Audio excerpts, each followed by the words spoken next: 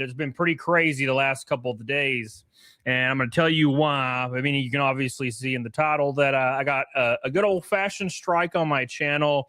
It's extremely illegitimate, and it's done by a giant-ass company that does this specifically to extort money from just creators. It's very common. It's basically like a scam, but it's completely legal because as a content creator, you're in a gray legal area.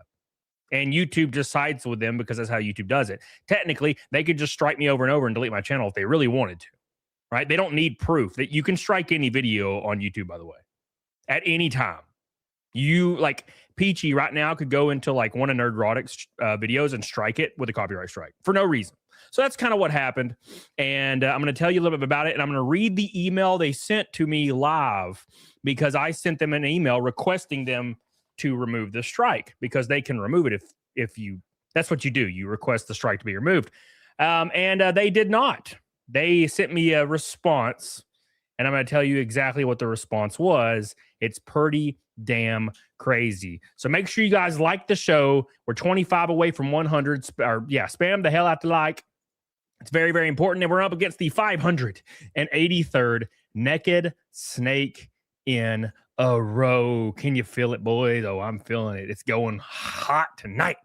So make sure you like the show. We're going to get into this sauce. I'm going to read you the emails, and you can kind of determine for yourself what the hell's going on. It's pretty outrageous. So we're going to have some fun tonight while my channel's still here. And hell, we'll just party. And if it dies, it dies, and we can just move on and drive a bus for a living. Hell yeah, brother. Thank you guys so much. Before we continue, let's bring on the illustrious PDH for everybody. Everybody say hi to PDH. Hello. I have a cat on me. I'm in a bad mood. You do have a kitty. Look at him. Look at that big old bitch. The swoosh. Look at him. Well, you can't see him. He refuses to be seen. Yeah, he's a big old bastard. Well, boys, welcome to the Wednesday show. I hope you guys are excited. We got a lot to talk about today, but also we're going to talk about my personal drama, which seems to be very common. If you guys don't know, so I thought this was my first strike because it's been a while, but actually something similar happened like 2 years ago where I read an article and made a video about an article I was reading, and I was siding with the article. I was like, hell, reading the good article. And the guy saw my video of me reading his article, and he thought that I was a Trump supporter. So he struck my channel for reading his article. Keep in mind, my face was on the screen. I was reading a sentence, and then I was talking about it and doing stuff like that. It's transformative. I don't even think you can strike an article, but whatever, who cares? And obviously, I just fought back, and he never did anything, and the strike was lifted, right? Because that's how that works. But yes. So this is a more devastating example where they will not be lifting the strike because they're demanding me throw some coins at them for them to remove the strike. And it's perfect because I'm just large enough on YouTube for them to think I have the funds to pay them. And I'm just small enough to where no one will care online about my situation. So it won't blow up. If they would never do this to Moist Critical or anybody like that because they would get nuked into oblivion online, like literally thrown to the wolves. But they know they can come after me and only like 5 people will retweet it. It's not a big deal, right? And that's what they do. They do this to everybody that's my size. And I'm going to tell you exactly how it works here in a moment. It's going to be very, very, very spooky stuff. The way they do it is actually pretty insane. Okay, it's pretty insane. Hello, all the people on Rumble, Kevin, PhD, Chad Ambler. Hope you guys are doing well. Fresh Blood, I'm excited to see you guys. So we're gonna dive right into it. So make sure you guys like the stream. We're almost to 100. Don't forget. So to elaborate a little bit more, basically how this scam works is you post something online or you'll stream, right? And you'll be scrolling on X, for example, or Instagram or Facebook, and a video is playing, and you watch the video and you commentate over it and you talk about it and you laugh about it, right? That's what everybody does online. Well, what they do is a company like this, and the company's called Storyful, by the way. Storyful, like full of story, Storyful. And they'll take viral videos that have been viral for like a week. They will buy the rights to them or like copyright them like the rights for the random viral video, right? And they will go and strike every single channel that had already had the video uploaded as a reaction or on a stream, like they scroll by it. They strike every single channel retroactively after they garnered the rights for some random video. And then they, after they strike everybody, they try to get every single one of these creators to pay them money to lift the strike. And it's thousands. So they try to make millions of dollars per video that they get the rights for. And they do this all the time. And there's several channels that have been deleted because they keep doing this to people. And YouTube doesn't care. Like, obviously, YouTube doesn't give two fucks about anything. They never have, never will, really. So you can't really, like, go to YouTube about it, because YouTube will respond, have you tried turning it off and on again? Because they have no idea what you're actually talking about. It's like an AI response, and it's not a good AI response. It's like the worst one possible, right? You can tell them, hey, man, this guy struck my channel. It's an illegitimate strike. And now they're extorting money out of me. And they'll be like, oh, well, go into your YouTube studio and go to edit and maybe remove the video. And I'm like, what the fuck? What? I already removed the video. It doesn't matter. Like, they don't know what they're talking about. So at any rate, we're going to jump into that, and we're going to read all this stuff. And we're going to have a good ass time. So I'm very, very, very excited to talk to my boys today. Big shout out to Charles Salmons for being the first super chat of the night. I love you, buddy. I appreciate you. Thank you. Where'd he go? There he is. I love you. He says, what Hans system do you use? Some of them get pretty pricey. Are you required to use a specific manufacturer or model? Yes. They have a list of approved ones. It's like 8. Mine is a Hans Professional 2. I don't remember. It's like carbon fiber. It's real lightweight. Thank you, Charles. I appreciate you. Get the hell on. Also, I don't have context that I just tuned in. Well, you about to find out. So without further ado, I posted a video the other day. It was just a short. It's a very short video. It's like 3 seconds long. Okay. And it's the video where the Ohio State professor attacks the journalist. You remember that one, right? So there was a journalist like taking pictures of him, and he just started slapping him. Broke his camera. And yeah. So just a video that I saw on X and like reacted to. Okay. Well, about a week after the short had been up on my channel, like a week after my short had been up, I just logged on. I just scrolled past YouTube, and it said I had a copyright strike on my channel. And I was like, what? So I go into my YouTube studio, and it was that video. And the people that struck it are called Storyful Managed. Struck it. So I Googled Storyful Managed, and Storyful Managed, same as with Viral Hog or anything like that, they basically they get the rights to random viral videos, and they put them on their streaming service to people to get licensing, just like music used to be. But it's transformative, so you can't do that, but it's fine. Don't worry about it. So they get all the rights to these videos, and then anywhere they pop up, anywhere online, they strike those channels with copyright strikes to extort them, to make them pay them more money. That's what it's all based in. So we're gonna jump into that, and I'm gonna actually pull up a tweet of somebody that's very interesting that I was talking about this to the other day. It's crazy shit. Let me pull it up real quick. 1 second, guys. I see the super chat. Renee, I hope you're doing well, Renee Galarza. Let me I'm got to scroll down a little bit. There's 1,000 freaking notifications. Hold on. Where are you, brother? Where are you? Sorry.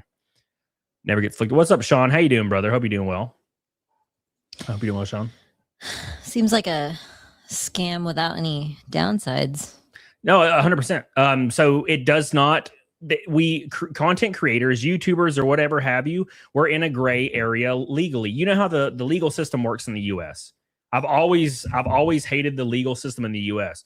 So the legal system in the US, basically, it takes like decades for the legal system to catch up with any new like job field or industry. And it still has not even remotely caught up to streamers. 5 years ago, they were trying to penalize streamers $100,000 per view on video that had copyrighted content and 10 years in prison per infraction. So if you got 1 million views on your video, they would put you in prison for like 6 trillion years. That's what they were trying to pass 5 years ago. That's how insane like dated this stuff is. And there's still no protections for creators. So companies that are huge, like $1 million companies that are corporate, are like, well, why don't we just start robbing people? We can do that. Who cares? Is anybody going to do anything about it? No one's going to do anything about it. They can't do anything. Laws. Yeah, fuck them, no right? Downsides. Why wouldn't you? So that's how these things work. And I was trying to research this, and I found this very, very interesting post from James Spann. So James Spann is a weather dude in Alabama, or he used to be in Alabama. I don't know if he still is, but he's been like the weather guy in Alabama for as long as I can remember. And he posted about this like a year ago, because he posts videos on his social media.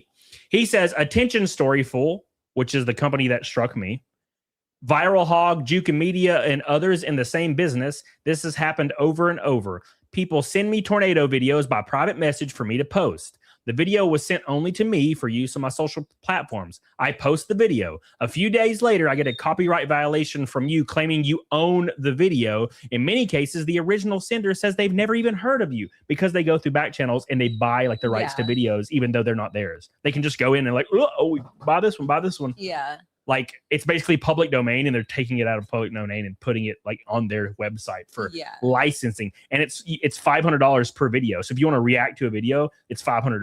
Yeah. But that's the point. They're only doing it to get these strikes. They're not doing it to actually sell them. They're doing it to strike creators. That's the whole grift. Yeah. So he says, you asked me to pay several hundreds of dollars to remove the copyright claim every time. This is basically extortion. If it keeps up, it will become a legal issue for you. Please stop it now. And they have not stopped it. They are continuing to do it. So it kind of sounds like he's paid the fine before. You know what I mean? Like the way he's worded his post, it makes me feel like he just paid the fine. Well, they probably noticed when he paid it. They're like, oh, well, we're just going to keep striking this dude and he'll give us more money. Yeah. So like, obviously he did the wrong thing. Right. So like answering a spam phone call. Yeah. So basically what they'll do is Storyful will go down like Google Trends or something. Yes. And they will find videos that are viral, and they'll grab the rights to those and strike channels that have a lot of views on them so they can get money out. Right. I don't know how it's even remotely legal. It is by far the most illegal thing I've ever heard that's legal. It is insanity. Insanity. Renee Galarza says, can they come after otherwise platforms if they own the rights to those videos? I'm wondering if they try to attempt it. Well, so basically how it works is you can just send a counterclaim and nothing happens. But also you could send a counterclaim and they'll just tie you up in court for 5 years, and you'll have to spend $500,000 trying to not fucking die. Yeah. That's the whole point. They know that you would rather pay $500 than maybe have to spend $500,000. Which they have them. It depends on whether or not they have the money to do that too. Yeah. Renee, thank you. I appreciate you. For the first gold, boy, Billy says you got a Rumble rant. This is a scam. I agree. Western Civ says Storyful look at the owners every single time. Oh no. Here, Rumble rant. And Morris on Rumble says you need to push Rumble to all your YouTube crowd so they know where to find you if YouTube bans you. Push Rumble every show. I mean, that's true, but it won't matter. It won't make up the difference. YouTube just pays a little too much, unfortunately. You know, I mean, if you go from like $10,000 a month to like $1,500 or $2,000, you're still fucked. It doesn't really matter, you know. But I get what you're saying. Yeah, I mean, I'm all about it. But it's one of those things where Rumble's kind of in its infancy. It's doing really well. It's come so far in the last couple of years that I can't even kind of believe how far it's come. It's pretty awesome. But still, you kind of need a contract. You know, you kind of need one, or else you're gonna live and die. Like every month you might not make it. You might just not make it. Right. At any rate, so at any rate, let me pull up what they did to me, and I'll move on, and then I'll pull up the email. So this is what they did to me. Beep, beep, beep, beep, beep. Here's the notification I got the other day. Art the Clown says Storyful is owned by Rupert Murdoch 90% of the time. Exactly. Counterclaims just go through. Yeah. That's the scary part, though. What if it doesn't? That's the scariest part about this. Anyways, but Malty says, have you talked to Jerry Bear from G&G about this? Seems targeted because his D-Day Cobra channel is doing well. I don't know. I don't think Jeremy follows me anymore, and I don't think he would respond to me if I messaged him anyway. So no, I haven't really asked him. But I watch 199 all the time. I like Jeremy. Let's see. Let me look here. So this is the notification I got from YouTube. This is the Professor Attacks Journalist hypocrisy, blah, blah, blah. So like 4 or 5 days after the video was already up and monetized, which is, who cares if it's monetized? I don't care. Is there beef? I don't think so. I like went on a show like 3 years ago where the guy that was hosting a show like was shitting on somebody that was like connected, and it just got me roped in. You roped me into this. Yeah, you roped me into this. That was so I just got like basically like 5 or 6 people still to this day hate me. Or maybe they don't. I don't fucking know. They might just not care. They might be indifferent. They might not even know I exist. That's fine. I don't have any beef with anybody, with the exception of Billy. So here's the video. It says Ohio State assistant professor assaults video journalist. The content owner is Storyful Managed. That is the Rupert Murdoch company that Art was talking about. It says video was taken down. It's contributing to a copyright strike on your channel. Keep in mind, fair use laws exist. I didn't play the video in silence. Right. And then in the video, I laughed. I also said it is, you're going to catch a charge if you attack a journalist. There's free speech laws. It falls under the educational factor. It falls under the transformative factor. It falls under the comedy factor, which is listed under fair use. Yeah. There's like 4 different factors that make it fair use, right? But they don't care because they think they can just get money out of you. Right. That's the whole point. They're going to steal money from you. Right. So they striked it. And so I emailed them. I did my due diligence and I was like, you know what? I'm going to email these people because YouTube gives you an email to contact. I was like, I'm going to email these people. Okay. And I'm going to request they remove the strike because maybe it's some bullshit. Right. Maybe it's automated, whatever. Well, I did that. And they emailed me something interesting back. And it's 100% extortion, what they emailed me back. You guys ready for this? This is, by the way, this is in the USA. And this is completely legal, apparently. You can just threaten to delete somebody's channel. Right. Completely fraudulently. It does not follow under the law. They're just trying to threaten you with legal action. Right. And they want you to pay them money to not delete your channel. Right. A random company can just do that. It's absolutely insanity.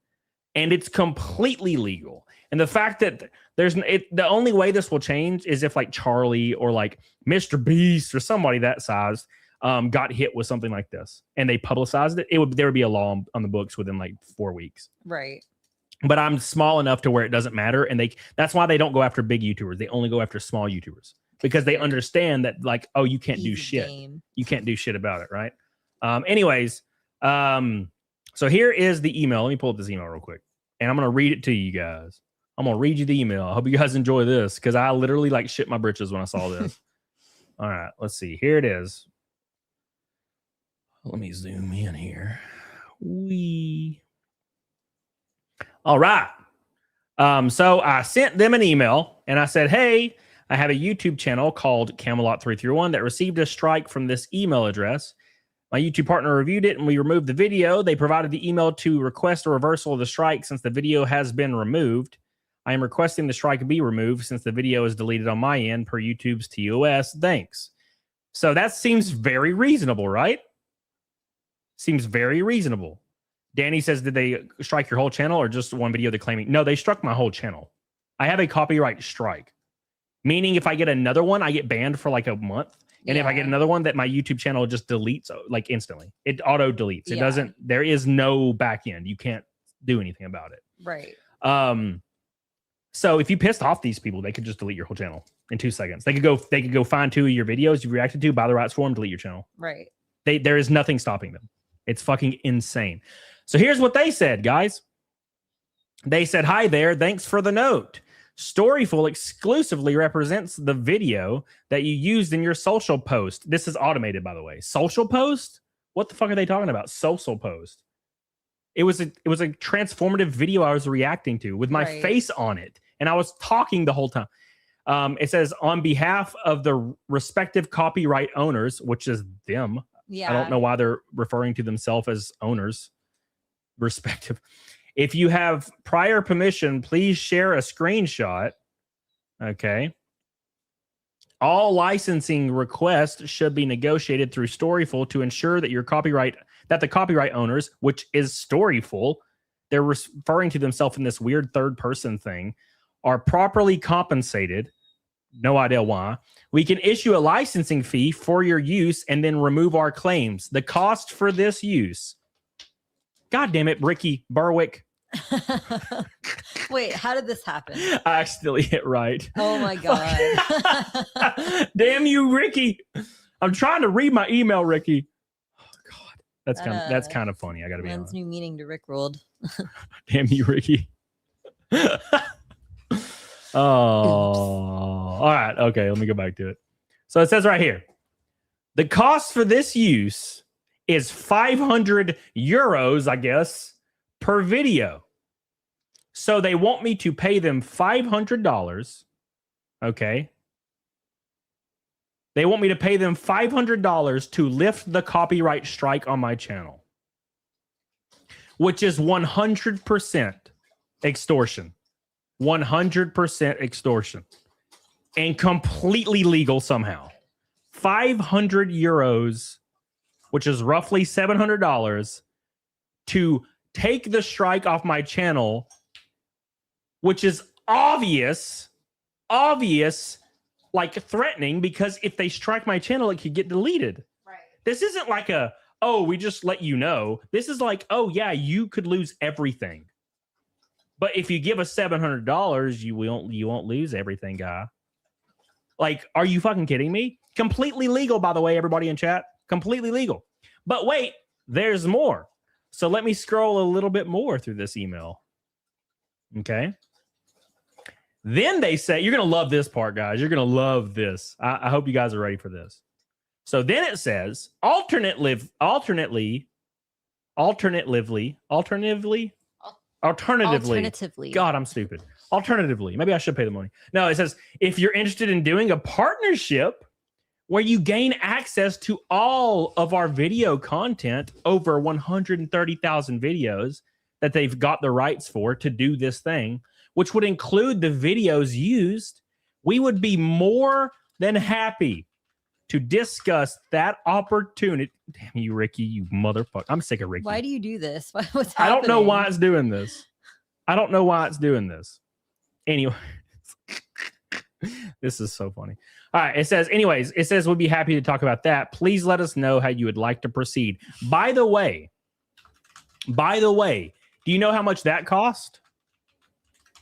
Over $1,000 per month.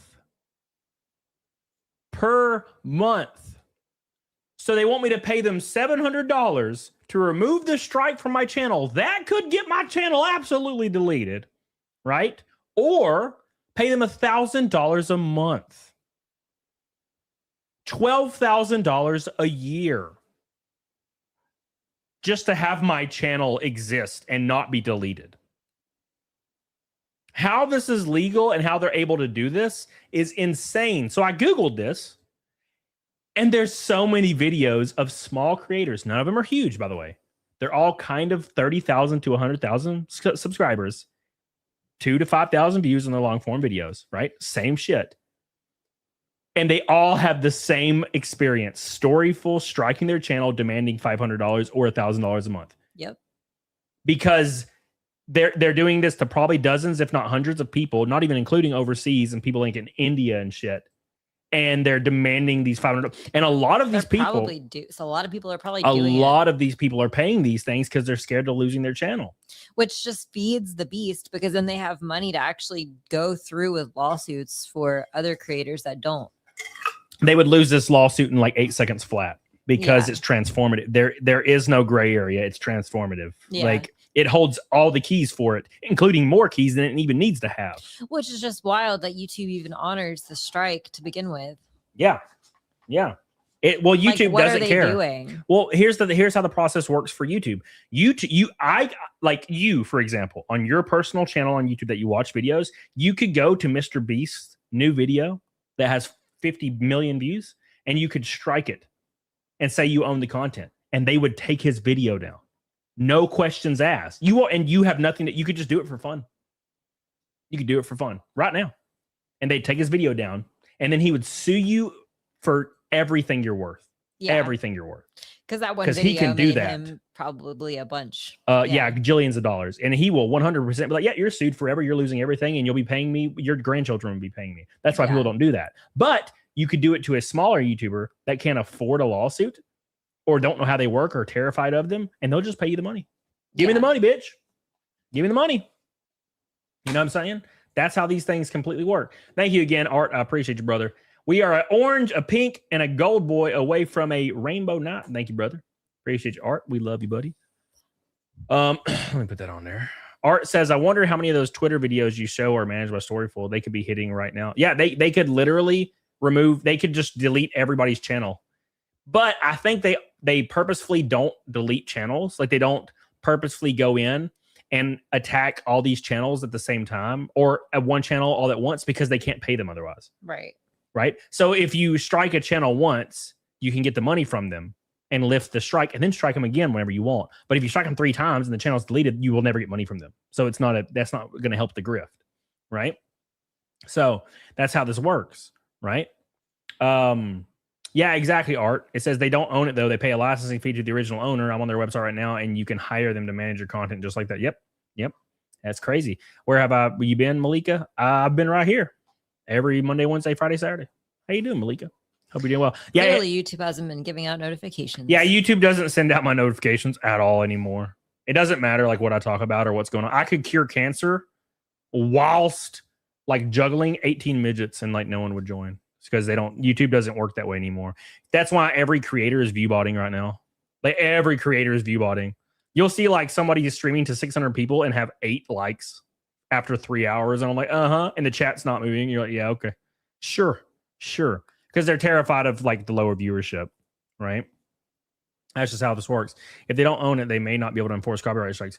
Well, you can just counterclaim them, right? I mean, are they going to sue you over a completely transformative video? No. Like, the only way they could possibly have any rights to do something like that is if I played the video in full with zero commentary, nothing on screen, completely formatted in the exact same way, right? Yep, exactly. Alexander PC. Yep, that's how it is. It's fair. I don't think they will strike anyone 3 times. They're just trying to scare people who don't know better. 100%. By the way, Alexander PC is in the chat. Don't forget, guys, to pick up your Alexander PC and use Camelot code Camelot to get you some money off. It's really awesome. Why are you screaming? What are you doing? The mic. Sorry. Jesus Christ. Muscle memory. Gosh. God damn. He's a brat. All right. Oh, you just scared the hell out of me. It's in my ear. Sorry. And it just like blew my eardrums out. Woo. Damn. 199 people no longer have eardrums. Yeah. Don't shock the dog. We should probably shock him. We just yell at him. He is incessantly needy. Like, you can pet him all day long, give him puzzles and treats, and walk him around because he needs you to hold his ass in order for him to walk. And no matter how much you do for him, he will high-pitch whine at you. Yeah. It's very ungrateful. Yeah, it was probably because he's like, I can't move. I don't know where I am. Someone help me. I can't hear. I'm dying. Right.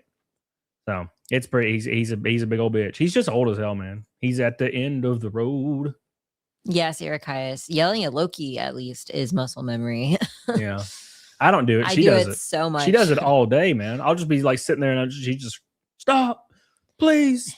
It's like you're at work all day and then you come home and you just want like silence, and instead you get high pitched like whining. It's like, if I wanted this, I would have had a child. Yeah.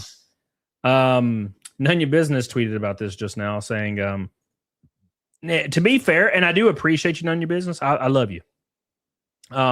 It sucks because YouTube doesn't care. All YouTube is doing is automated following the law. YouTube is following the law through automation, right? That's all they're doing. So like they don't get involved. Everything they do is through AI.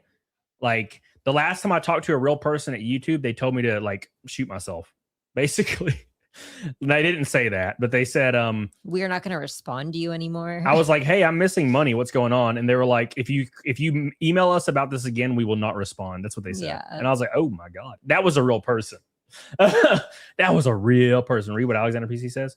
Ask them what address you can send a certified letter from your attorney to. Yeah. No, I'm when I do my counterclaim, I'm 100% going to do that. Robert Maldonado says, so help me understand. Exercise in the First Amendment now costs money. What the fuck? Well, it's not even First Amendment. It has nothing to do with any of this. It's like fair use law. So you play a video on YouTube while you're talking and reacting to it that just so happens to be on your timeline on like a public platform. And this Storyful Manage company will retroactively get a license for that video and strike people and extort money from those people that are scared to get sued or lose their YouTube channels. That's what they do. Right? So thank you, Maldonado. I appreciate you. I love you. I love you. Thank you, brother. FedEx settled out of court with us based on letters we sent that I drafted using AI. We didn't even have an attorney. Shit. You can get a lot done, more than you think, just by like knowing what the nominal, like what lawyers would nominally send in a letter, verbiage wise, like cease and desist. You can send your own cease and desist. Like you don't have to hire a lawyer for this stuff. You just have to look online for the correct paperwork. Yeah. Danny says, doesn't YouTube have an appeal process though? I've seen other small creators get false strikes taken down through YouTube, not the person who struck them. Okay. So YouTube does not have an appeal process. Okay. You don't appeal through YouTube. You appeal legally. So how it works is you file a counterclaim. YouTube will automatically side with the person that strikes you 100%. There is not an appeal process. YouTube will just side with them and strike your channel. What you do is you have to send a counterclaim through YouTube, and they will forward it to the company who then has to sue you. Their next thing they have to do is sue you. If they don't sue you, then the strike gets lifted automatically from your channel after 10 days, which is what happened to me last time this happened. Right? Because they have to actually take you to court and sue you over a 16-second video that's transformative. You know, I don't know what the fuck they're even suing you for. Right. Like how much money? Like, I guess the license fee that they have a license for, but then they would have to prove it's not transformative and they would just lose. Right. Yeah. It makes literally no sense. But then you'd have to get involved, and that's no one wants to get involved, right? It's all threatening. That's why so many companies have legal departments. 99% of what they do is just threaten people to just extort money out of them. Kara says, lost my cat of 17 years and StreamStar Bonzi. Wishing everyone a good evening and hope the Pop Gobbler channel striker doesn't get any money. Thank you, Kara. I'm sorry to hear that. So, that sucks, man. I saw a text about that recently, and I meant to reach out to you, but I had a lot of weird stuff happening today, so I kind of got caught up. I was on the phone up until I went live. I was like on the phone up until like I hit go live. So I'm sorry I didn't reach out to you. I love you, man. I'm sorry to hear that. You know how I am. I got an old ass cat too, and I love him. I love him. Sucks. So, you know, I'm sorry, buddy, and we love you, Karis. And thank you for the pink boy. You didn't have to do that. Thank you, brother. Rip Bonzi. You were the cat. The chitty. The kitty of all kitties. All right. Thank you, man. I appreciate you. That gets us a fifth of the way to the naked snake, and now we're an orange and a red from a rainbow night. Thank you, brother. I appreciate that, man. All right. Thank you, Caros. None Your Business tweeted, Team YouTube better do something about Storyful, Juka Media, etc. Extortionists abusing the YouTube platform and striking channels unless they pay up. FTC and the Justice Department get involved and end up illegally wrecking Google. Well, here's what's probably going to happen. Eventually, it's going to become so much of a problem where somebody's going to get a hair up their ass that has money, but they have a small channel, but they have a lot of money. Right. And they're going to go after these companies, and it's going to set a precedent, and there's going to be laws that come on the books, and there's going to be like a class action lawsuit that takes these companies for like $1 billion. I don't know much about legal processes, but that's something I would see happening. They're eventually going to get the vengeance will be slammed down. This shit makes my brain turn into jello. Your opinion is owned by others. Well, no, it's the defense is it's fair use. Right. But I don't think they even look at the video or anything. They just strike it because they probably get a notification on their channel that, oh, hey, this content resembles your content, and they just strike it without even watching it. Right. Exactly. Because they don't care that it's transformative. They don't care that, like it's what you've done is legal. Their whole thing is like, can I get money from them? Yes. Thank you, Robert Maldonado. I appreciate you. Shit makes my brain turn to jello. Yeah, dude. It's not a fun process. And the more that companies know about this, the more that they'll start attacking people and trying to extort people for money. Right. Right. Yeah, I'll file a counterclaim. I doubt they'll sue me, but if they do, I guess I'll just die, right? You know, what can you do? Not shit, apparently. Yep. That's so weird. Could have sworn someone I know got a false strike taken down without ever getting in contact with the entity that struck them. No, you have to basically enter into the legal spectrum. You can't. There is no appeal process. You have to send them your name, and then they have to sue you. That is the only thing you can do. Because YouTube will forward all your information to their people, and their legal department has to either press charges or whatever, or do something. You file a lawsuit, and then they have to send the lawsuit directly to you. Right. Now, if they don't respond to the counter notification, then the strike just lifts. So, but you can tell by reading the emails they sent me that it was completely like written by either AI or automated. Right. Because they're like, your social post. Meaning they didn't even look at the video nor see if it's even like transformative. They didn't look at it. They just struck it. Right. Where'd you go? Oh yeah, my chat died on StreamYard again. It says, I got mine pulled up from YouTube. Yeah, I have that one too. I just can't click on it on StreamYard. I can see them. Art says if they were actually stupid enough to sue you, this would become global and you would get the biggest GoFundMe a YouTuber has ever seen. I don't know. It's happening so frequently. It's like, I don't know. If that was going to be a success story, then you would have seen a success story from it already. I'm so far down, like in as far as when it goes to like social clout. Like my ex algorithm was so insane for like 6 months, dude. I was getting like 250,000 likes on posts sometimes. It was really weird. I was like, damn, we're kicking ass. Now sometimes I'll get like 3, 8 views, and I'm like, what the fuck's going on? And same thing with YouTube, same thing with every single platform except for Instagram is going crazy right now. I've been blowing the hell up on Instagram, but other than that, like everything's been really weirdly like in a hole. So I don't think anybody would give a shit at all. But some people might, and all it takes is some people, right? Thank you, Robert. I appreciate you, brother. Thank you. For your love. We just need somebody, anybody. John says maybe try legal Zoom to have a strongly worded legal document threatening to countersue. I mean, yeah, that's what you would do. What's up, Pad Bandana Dahana Hackle Huckabammet? What was that? I don't know. What did you call me? You could guest star on some people like Nick goes. Oh, yeah, of course. Anyways, how you doing, John Harris? Hope you're doing well, buddy. At any rate. So that's what I'm dealing with right now.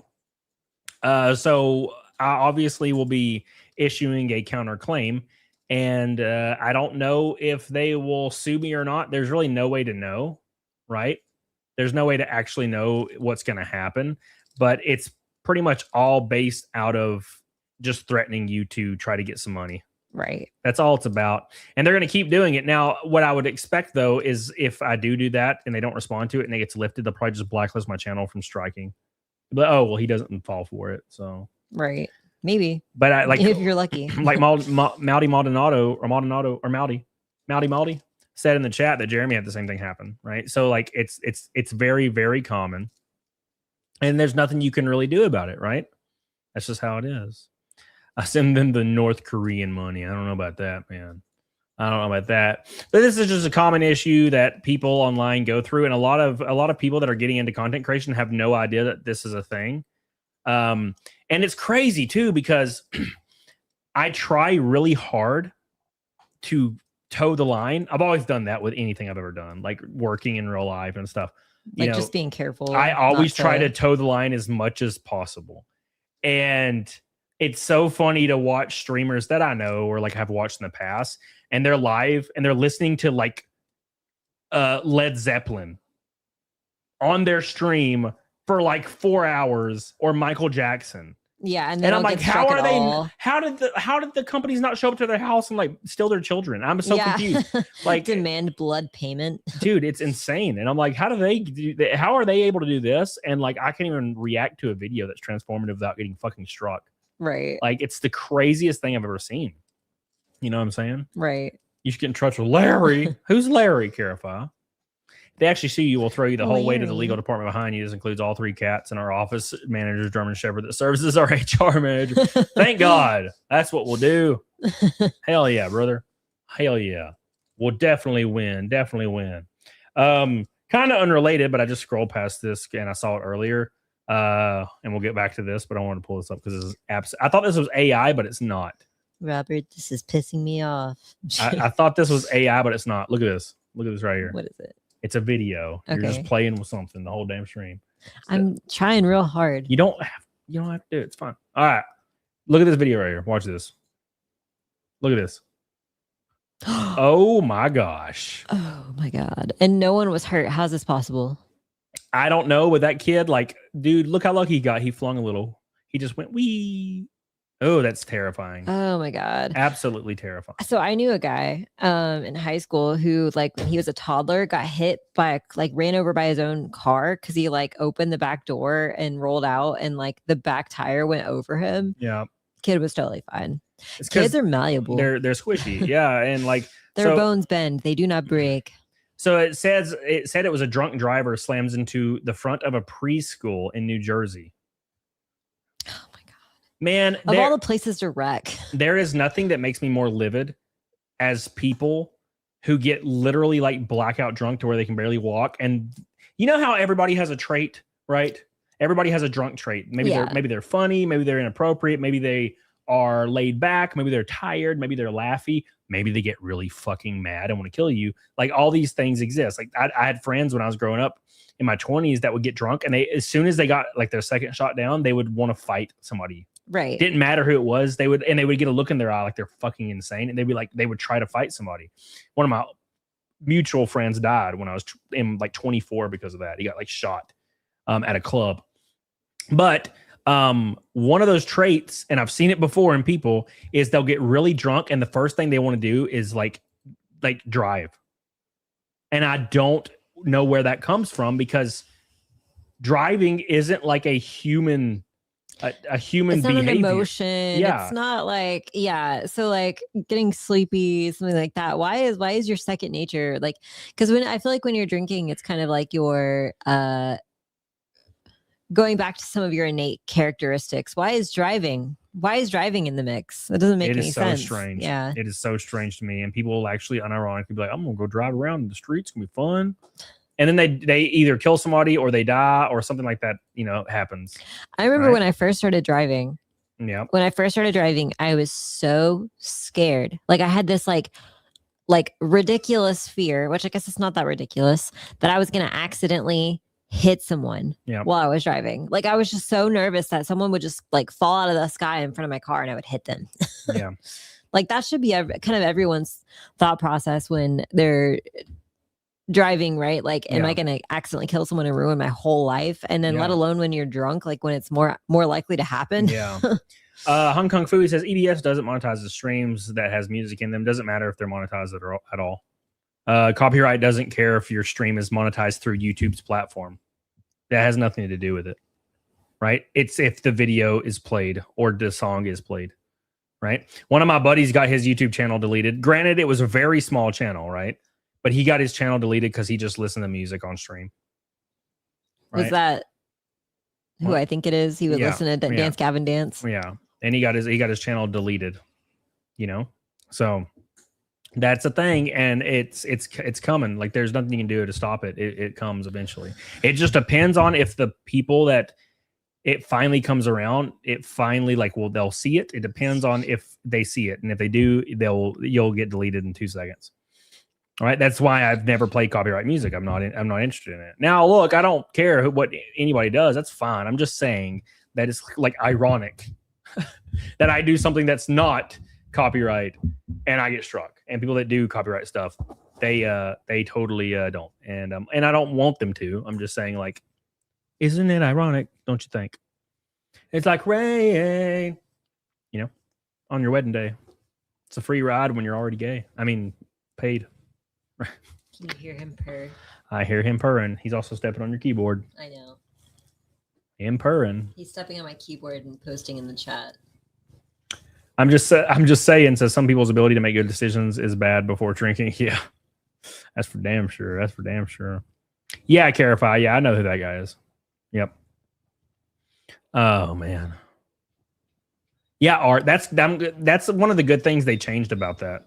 right? They changed it to claiming and sharing revenue instead of striking. They also have the opportunity to strike, though, right? So that's spooky. It shows the $half sign. Yep, 100%. 100%. All right. Anyways, let's move on. Let's check this video out real quick before we move on. Because I watched this earlier and I thought it was cute. Check this out. You just seem very misogynistic, realistically. So what is misogyny?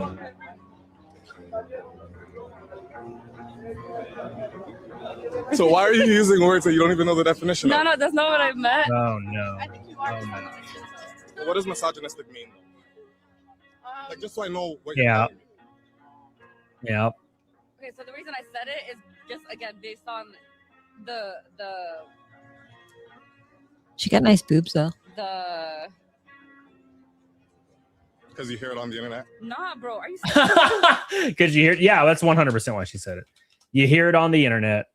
You hear it on, and this is a very, very, very common thing.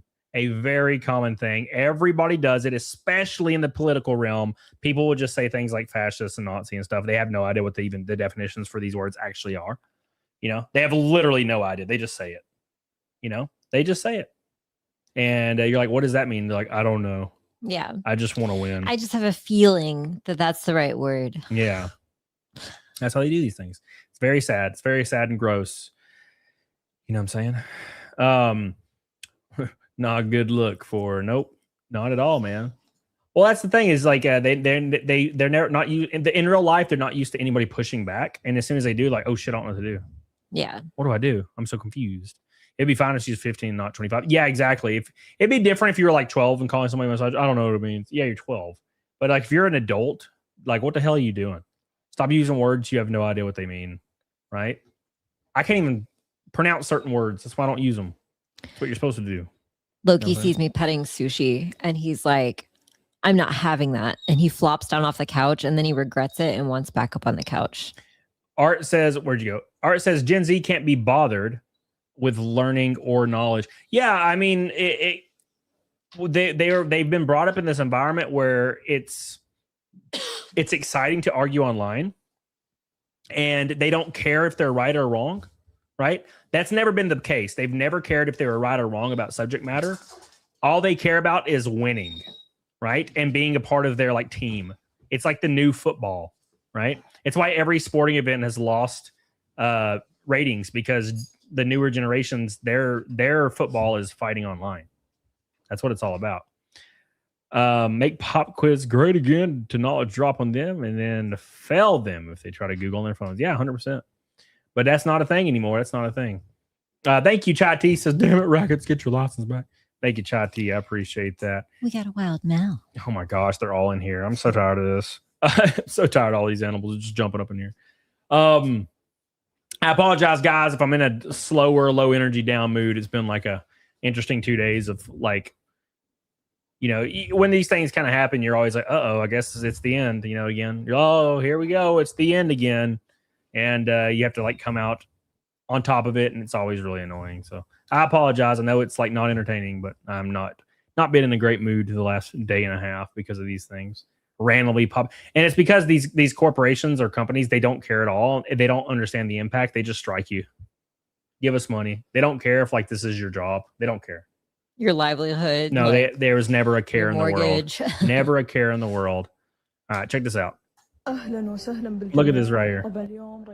I just want to point this out. This guy's following this car on their cheeks. I absolutely detest when people ride your ass on the road. It's so irresponsible. Like you cannot possibly stop in time or react in time enough to not smash into somebody. Yep. Look at that. Look at this. Right on their cheeks.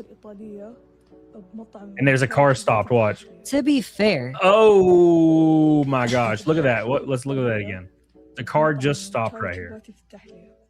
And that's why you don't tailgate people.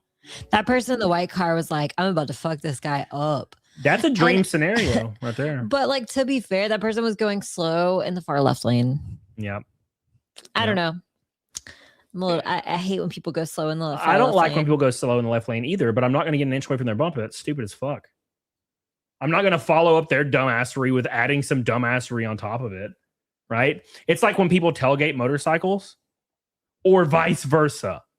What are you doing? Yeah. I'm mad. Well, if he gets loose or he touches his brakes, he's dead, and you're getting charged manslaughter, brother. Enjoy. Also, by the way, if you're on a bike and you're an inch away from somebody on the road, if they hit their brakes, you're going over their car and you might die. How about you just don't do any of these fucking things? Why is that so hard to think about? Just don't do them. They're like, no. I'll never understand people that are angry all the time while they're driving.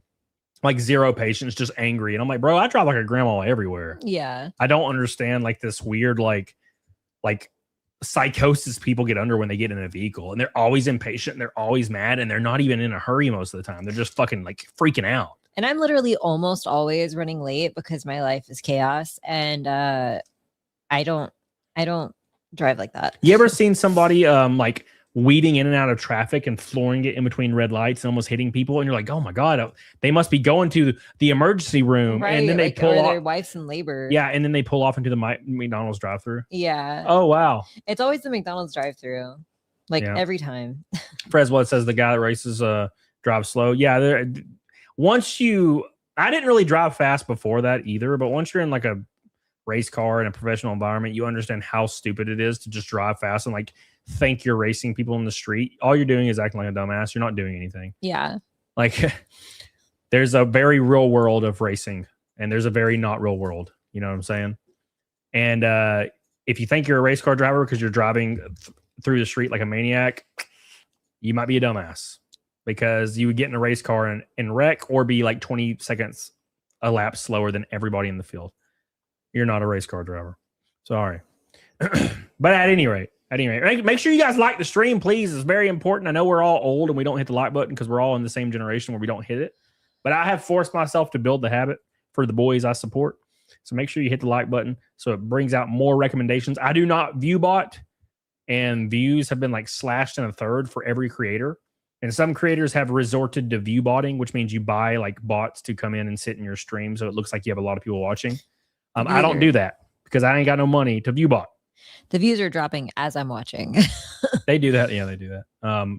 They went from like 200 to like 160 in like 3 seconds. I'm like, oh, okay. I know. It's like don't watch a boiling pot. Yeah, exactly. Or it'll never boil. Yeah, but it won't be a long stream tonight, guys. It'll be a pretty quick one. Be probably about another hour, and I'm gonna log because I just got so much stuff on my mind, and I kind of want to die, and I'm tired. So, but of course I'll be back. Of course, Friday and Saturday. But let's pull up the next one. Let's pull up the next one. Make sure you guys like the video, please. To be fair, it's super hard to view bot on YouTube. Is it? Is it? Is it? I see like literally the most dumbass guys ever that are streamers, I guess, quote unquote streamers with 500 viewers and like 7 likes and no one in the chat. Yeah. And the comments they get on their after post are like all crypto comments, like copy and pasted like 30 of them. I'm like, come on, dude. Come on, dude. All right. These dumbass guys that probably can't even operate a smartphone or view botting their channels. It's probably not that hard. Right. So, all right. Let's move on, boys. All right.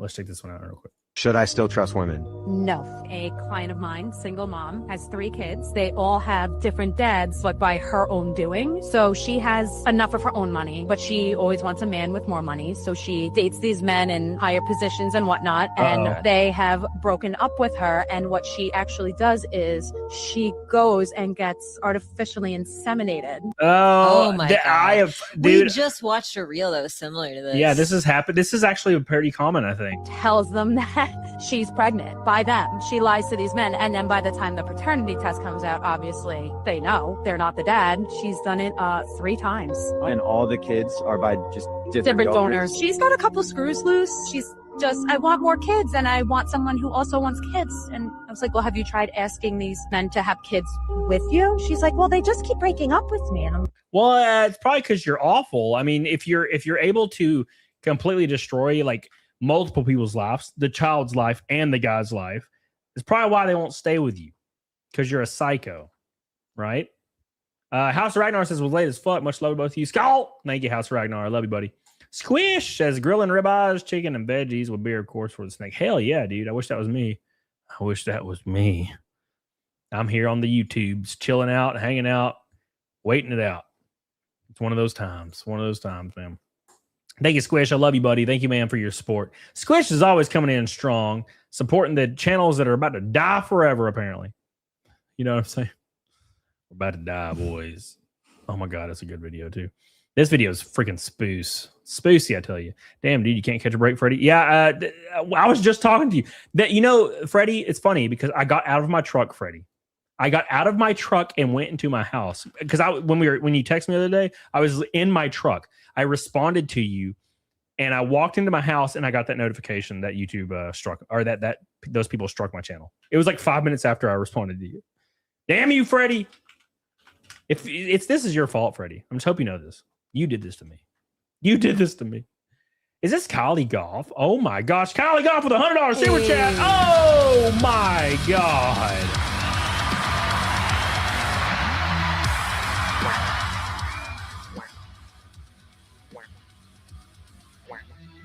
YouTube is ran by Cook. Thank you so much, brother. To be fair to YouTube, they're just running an automated system that basically very loosely follows the law, right? It's absolutely insane. But doesn't damn matter, right? Doesn't matter at all. So you can just get destroyed. Thank you, man. I appreciate that, Kylie Goff. I love you, buddy. Kylie Goff is the man, the myth, the legend. It is a rainbow night, everybody. With Karis, with Kylie. Wait. No, it's not. We don't have an orange boy. Wait, I spoke too soon. I apologize. Take it back. Can I take that back? How do I take the cheers back?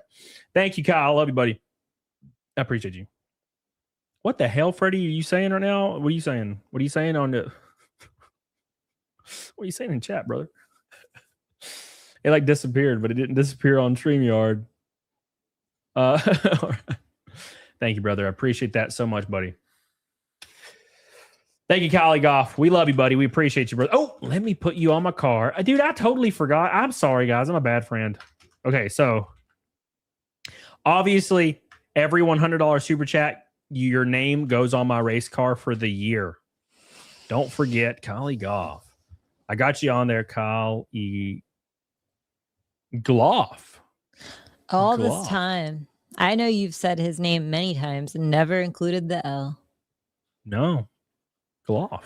It's fucking Gloff. All this time.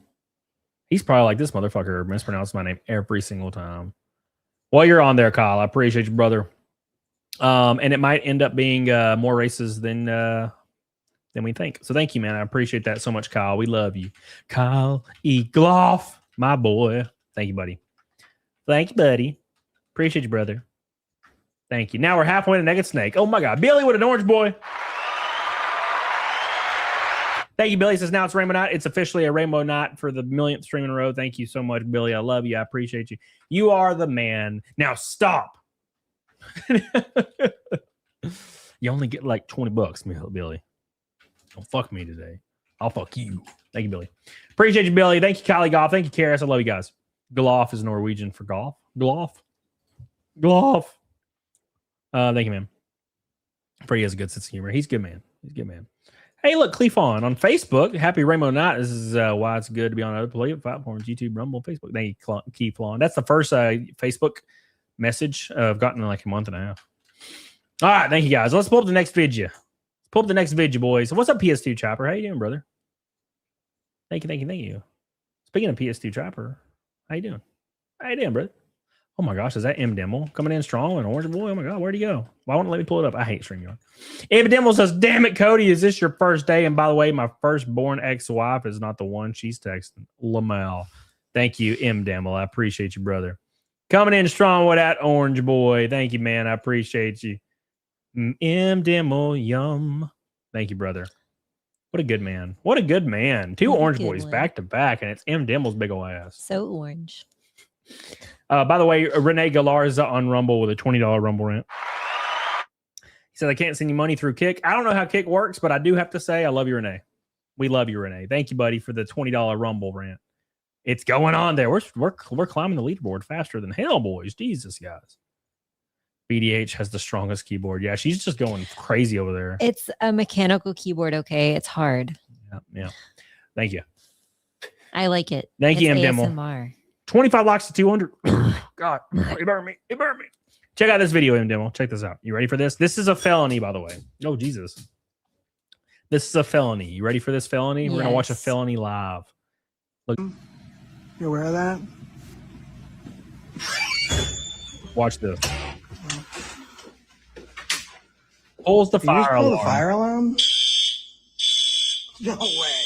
This is a felony, by the way, Why would she do that? because she doesn't know it's a felony. You guys that's a crime, right? That's a felony. You can't pull the fire. Oh, look, arrested. I said I was filming and taking a video, and I was working on a story. And you asked me my name. I told you I didn't have to give you my name. And if the police were going to come, I'd be happy to wait for them. And then you use the fire alarm, which is a crime to pull a fire alarm without cause. Rest in peace. It is. Now, obviously, depending on your state, it could be a misdemeanor, it could be a felony. But the thing is you're going to be calling multiple fire engines, multiple police officers, multiple rescue services. Waste. Yeah, Yeah. tons of waste that's going to be coming there, all because this lady didn't want this guy filming in a public space, which is his right under free speech law. Right? Right. First Amendment right. He can film in a public place. People do it all the time. You can go in your courthouse, you can film around. That's how this works. But yeah, she's gonna catch a big old fashioned charge. Rest in peace, everybody. Rest in peace. Damn, that's dumb as hell. Dumb as hell. You know it's not dumb as hell. Liking the stream. Like the stream. Oh, by the way, guys, Resident Evil 9 comes out in 9 days, and I will be streaming it. Maybe on my alt channel. I think probably on my alt channel, but I'm very, very excited for it. So it's gonna be great. So don't forget, that's gonna be happening for sure. Don't forget. Don't forget. Go ahead and fix them. Go ahead and fix them. Thank you. Appreciate you, M Demo. We love you, buddy. We appreciate you. Thank you. Thank you. Thank you. Yeah. See, you should always give him the medicine like hours before the stream because he's addicted now. He's a crackhead. Our dog is on opioids now, so he's like give me. It's not opioids. Give me my drugs now, or else I'll scream. Give me my drugs or I'll scream. And my mom will come in here and kill you. My mom will come in here and kill you. Oh, jeez, brother. You should stream it in the Discord. How the hell do you do that? Thank you. I appreciate you. Big shout out to Mr. Kylie Goff for 180 from Naked Snake that fast. Jesus, beware of RE9 spoilers. Yeah, there's tons of videos popping up about RE9 already, and I have not. I've been avoiding them. Although, can you just like torrent it and play it right now? Well, imagine how fast you get freaking struck and banned on if you did that on YouTube. Yeah. Resident Evil 9 live, hard difficulty. Everybody's like, what? Yeah, you'd probably get 1,000 or 2,000, 3,000 viewers in about 25, 30 minutes. And then all of a sudden your channel will just, this channel no longer exists. Capcom will be sending literal assassins over there. Wait, you can't. Oh, like if it's the game's not out. Yeah. Okay. The game's not out. No. All right. This is how it is, man. Thank you. Kylie Goff says, this is for Billy. Shout out to my fella Hick. Keep on rocking, man. Gloff. Kylie Gloff. Kylie Gloff. Oh, my God. Keep on rocking me, baby. Keep on rocking me, baby, baby. Thank you, man. Appreciate you. Down. Kylie Gloff, we love you, buddy. Shout out to my fellow Hick. I am also a fellow Hick. What's up, brother? How you doing? How you doing, buddy? Thank you, Kylie Gloff. I love you, buddy. I really appreciate your support. You've been goated as hell today. So is Sean Harrell. What's good, Cody? What's wrong with your channel? So, for people that are just now joining, I know we're kind of just like loosely streaming because we're both low energy. We've been through a lot the last couple of days, and I'm stressed to the gills, boys. To the gills. I can't even breathe. I can't convert my water to freaking oxygen because I'm stressed to the gills. So a organization called Storyful Manage struck my channel unjustly over a transformative reaction, like 16-second clip, and are demanding I give them $700 roughly or $1,000 per month, and they'll remove the strike. So it's just extortion, but somehow it's legal. I guess technically it's legal, right? So because there's no laws based around it. So thank you, Sean Harrell. I love you. I appreciate you. Get the hell on it, diggy doggone it. Way to go, boy. I love you. I appreciate you. Good man. Good man. Good man. Yes. Thank you, brother. Appreciate that. Coming in strong. He's coming in strong. So our friend there got a felony. Oh my God, this is the fat girl. You ready for the fat girls? Yes. We always have a fat girl segment. We need a theme song, like a tuba, like a fat girl segment. Oh, like it's on the soundboard. We need like a button. Yeah. It's time for the fat girl segment. Woo! Try to get AI. You know what it should be? It should be a little more subtle than that. It should be like the Land Before Time theme song because she's a dinosaur. Yeah. So. All right. Anyways, check this out right here. This one's very funny. Check this out. Beep, beep, beep, beep, beep, beep. Are you typing in chat right now? What are you doing? No. All right. I don't know if you understand this, but your mic is very sensitive. You're just like clacking for like fucking 30 minutes straight. Well, their viewership went up, so they like my clacking. Apparently. It's just an ASMR stream now. Yeah. It's just storyful. The managed part just means they have a license of the content. Oh, I see. Thank you, Art. I appreciate that. I'm a dumbass, Art. Okay. I thought you guys understood this. Big shout out. It says we have one member. I don't know who became a member. Let me scroll up real quick. It says I have one member tonight. Where is it at? Where's my member at? I should probably start doing members only streams because memberships of like I don't think people know that they are there. Wait. Scroll.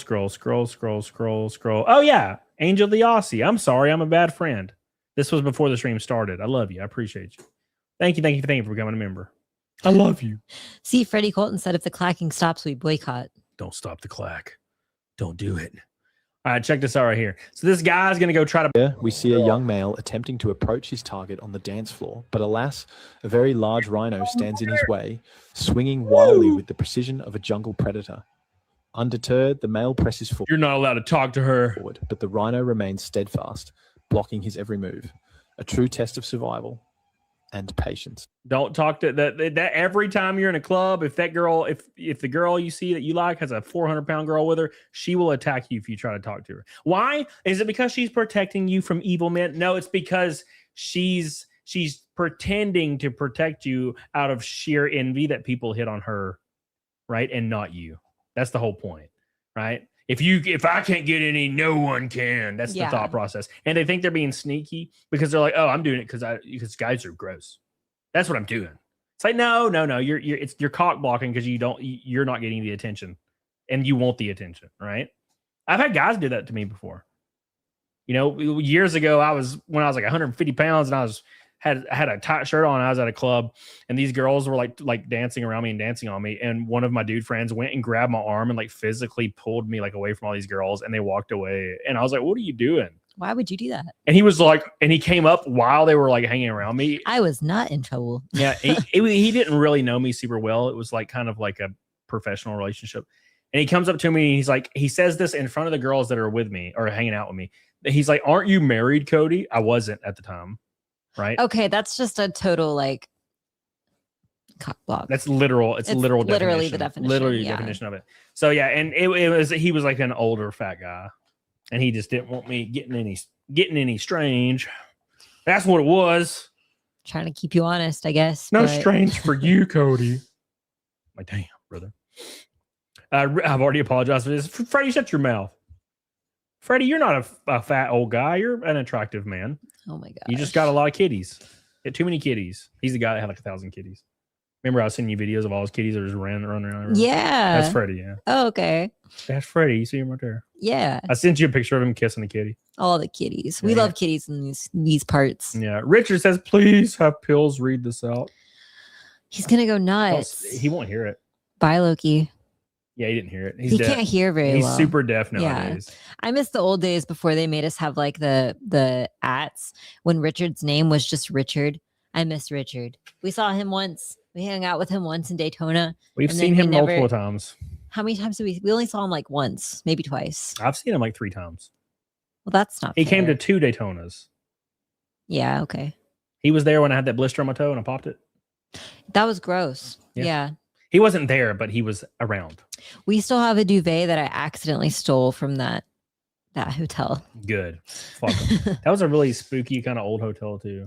It was clean, but it was like the Hawaii, third worldy. It was like Hawaiian something.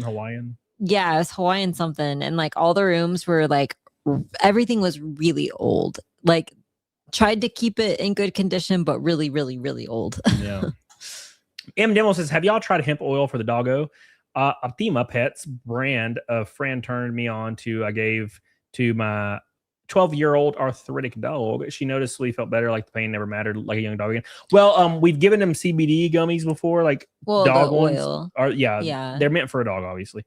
And no, it's not. It's just CBD oil that I got online, like good quality, expensive CBD oil. At any rate, I mean, it calmed him down, but the issue is he can't walk. Right, that's like the biggest nail in the coffin. Is he literally cannot walk at all. Yeah, you have to. Well, in a harness, he can kind of move his legs, but that's it. You have to basically, if you want to take him outside, you have to grab the back of his harness and pick up his like back legs a little bit, and he'll scoot along, and he'll just walk with his front legs outside, and then you just walk around with him like he's a briefcase. But it's not getting any better. It's really sucks. Yeah, he's not really in pain. I don't think, because he'll flop around and do things that I feel like if he was in pain, he wouldn't do. Does that look like the face of pain back there? He's just really annoying, and he's always been annoying. He's a control freak, and now he can't control anything because he's helpless.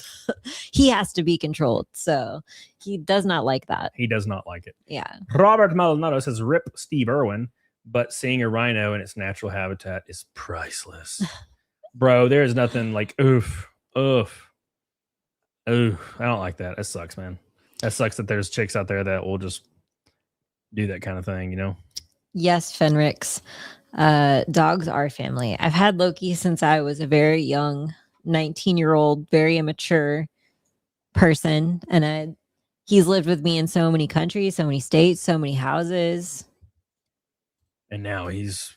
And he's been my constant shadow until he was paralyzed. I never used the bathroom alone. Yeah, he's big though. Look at him. He's a big old boy. Yeah. He's good though.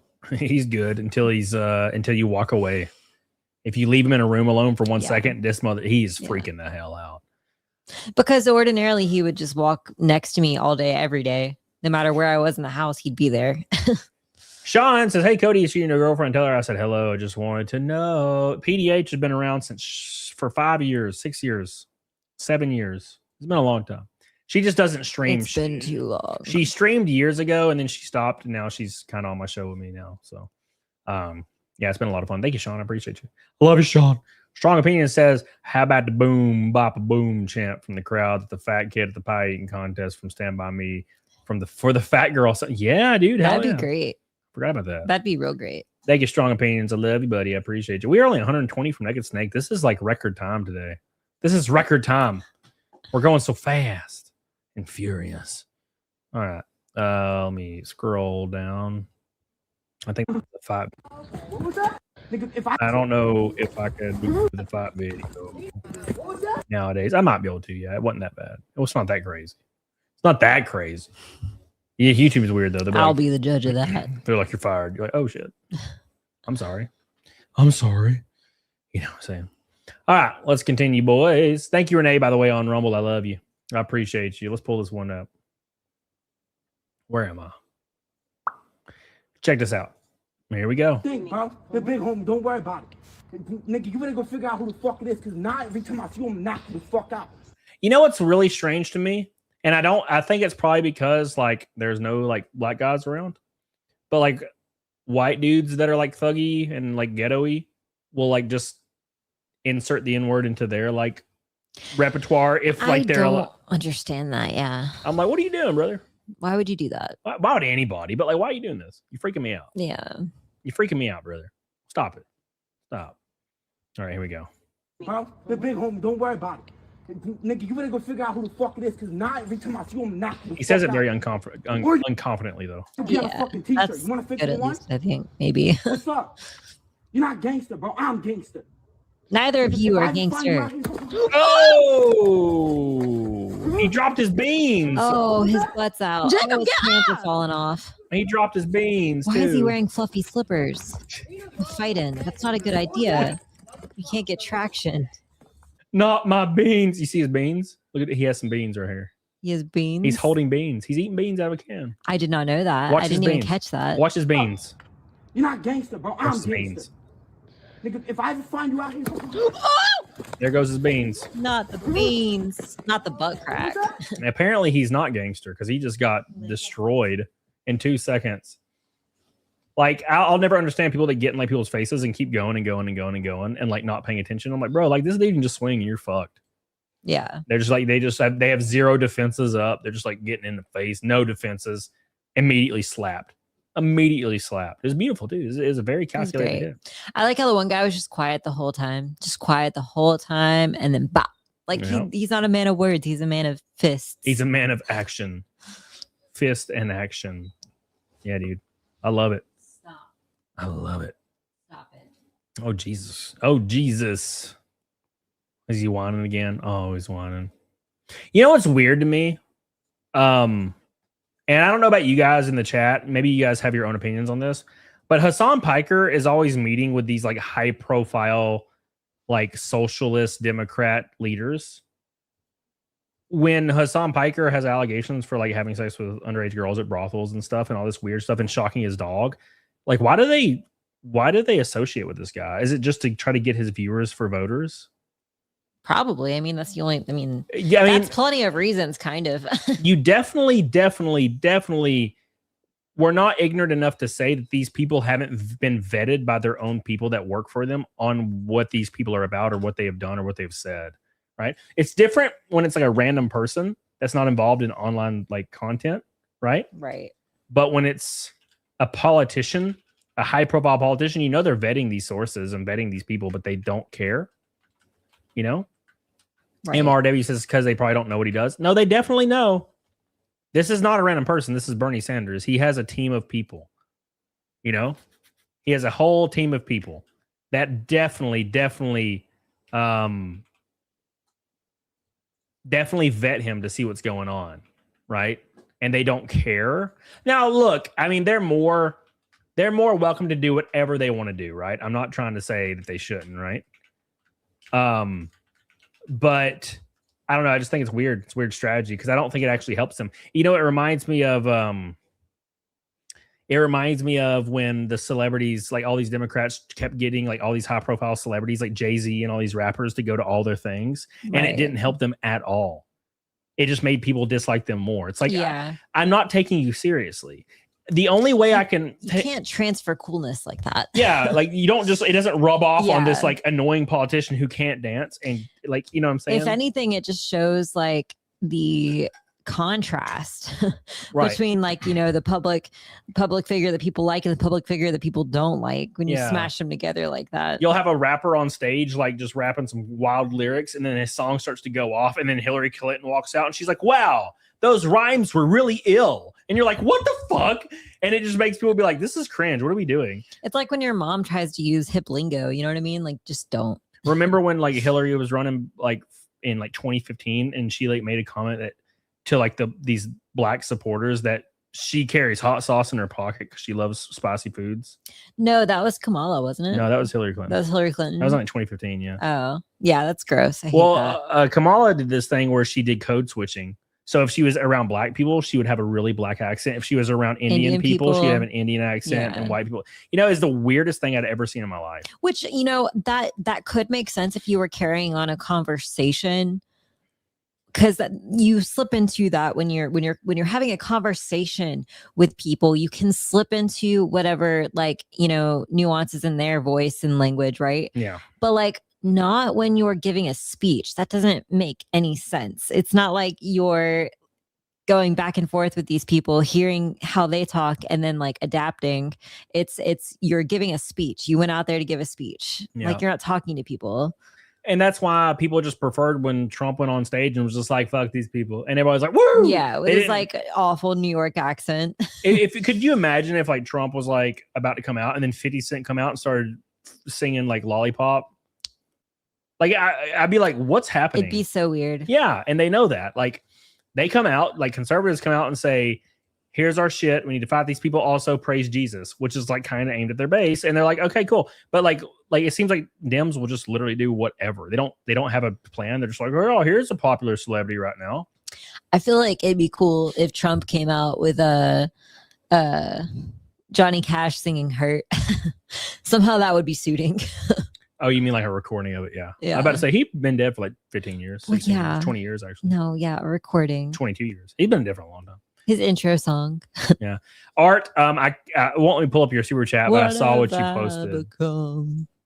Thank you so much, Art, for your $2 super chat, brother. I can pull that up though, but I just can't pull up your super chat because StreamYard hasn't loaded it yet. House of Ragnar says it's PB&J time. I don't know what that means. Peanut butter jelly time. That's what he means. But what I heard was that I should get a peanut butter and jelly sandwich after the stream. So thank you, Art. I appreciate you, brother. Raykin says all the Resident Evil games are on sale for $30. I should probably get them and play through them. I will watch them. I will 100% watch them. The only issue I have with watching on Rumble, I try to watch your Rumble streams. I try to watch everybody's Rumble streams as much as I can. I don't know what it is about Rumble, but like my Rumble stream, if I'm watching a Rumble stream, it's really random. They'll freeze sometimes. They'll just like pause randomly. So I'll be watching a stream and it pauses and I have to keep hitting like the button that says live to try to make or refresh the page like every like 5 minutes to get the stream to keep playing. It's really frustrating. So you should dual stream it just so I can, I'll have you pulled up on Rumble, but I'll be able to watch the stream on YouTube just so it stays. I don't know if that's the thing with anybody else, but I just noticed that a lot. And I'm like, come on, can this please stop? McSteller says Johnny Cash. He digs him up and brings him up on stage just to sing Hurt and the crowd screams. I'm like, no, that's how he confirms cloning. He brings up a clone of Johnny Cash to sing Hurt. He's like, by the way, guys, cloning. It's real. But it's a young Johnny Cash, yeah. Oh, yeah, that'd be dope. Well, no, the song needs him to be old. What? They would have to clone him like 80 years ago. Are they just gonna make him 80? Like he comes out 80? I don't think that's how cloning works. I guess he would be a baby, wouldn't he? Yeah, like they would have to wait like 20 years and then be like, "Hey, all right, you're gonna play these songs, brother." But what if he's like, "I don't want to do that. I want to be a dancer." You're like, "Oh fuck, I want to be a dentist." We got to do another one. I thought you were gonna say dentist. Imagine Johnny Cash growing up to be a dentist. I actually want to get involved in accounting. You're like, "What? No, you're supposed to play guitar." Yeah, I don't want to do that. Like, I'm confused. Is this not an exact clone? I'm confused right now. All right, anyways, Renee Galarza on Rumble with a $10 Rumble rant says, I love Fitty. He said in an interview, he doesn't get involved in politics. He mentions how weird it gets. That's true. And I've been like under a similar spell lately. It's hard for me to even like, I scroll past almost all political posts now because I'm just so fatigued at the revolving door of like almost like scheduled news. I'm like, bro, I'm just so tired. I'm so tired of it, So that's just how I be sometimes, brother. That's just how I be sometimes. Is that right? That ain't right. Am I crazy? 80 and 20? 70? 75? It's 85. I'm stupid. How'd that happen? Anyways, we're 110 from Naked Snake. Let's pull up the next one. Next one, boys. Notice how he stops whining when I look at him for a while. He just wants me to look at him. You just look at me. Just mother. look at me. Look at me, mother. This is what Art just sent me. This is the new. Is this the new? Yeah, this is the new industry plant, right? Am I crazy?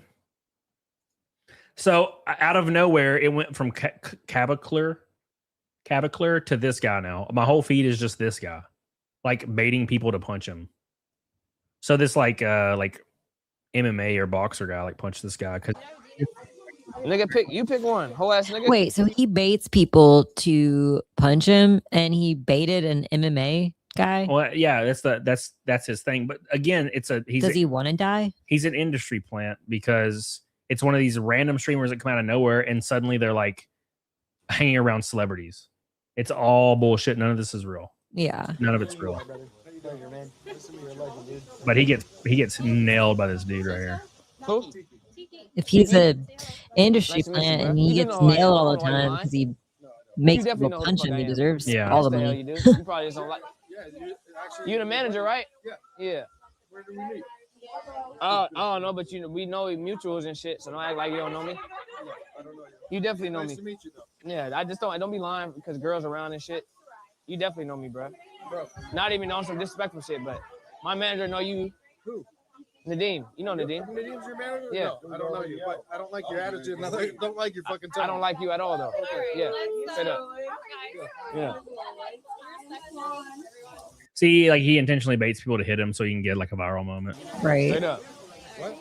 Why are they falling for it? Are you the guy that got slapped on video? I did, but I'll slap the shit out you though. Oh, you will? Yeah. Okay. I'm gonna show you the inside of the house. I'll make you another clip. Don't do that. At least he's kind of admitting to that. Yeah. Seriously? Don't do that. Oh. All right. Come on. Come on. Bro, he could die from that. No. Like, he doesn't care about that. You got a bunch of skinny little like twig guys attacking this giant monster of a man. Fuck cut. Fuck you, nigga. The fuck, nigga? Hey, chill. Oh ass, nigga. Dean, chill. Man, fuck cut. He gonna sneak me, nigga. Man, Clay ain't finna sneak me, nigga. Look, he's just sitting there like, okay. Chill, bro. Whole ass, nigga. He's just a hoe ass. He's a hoe ass. oh my god. He just a hoe. Yeah, it's just another industry plant. They're all industry plants. It's all of it's fake. Carrie's like, you're not pronouncing clavicular right. I don't give a fuck about these industry plants and if I'm pronouncing right. Thank you, Art. I thought you were trying to say clavicle for a long time. I don't know, man. He's just some really skinny dude that's known as like the workout, like fitness guy, but he can't bench a plate. You know, he benches less than you, which is very interesting.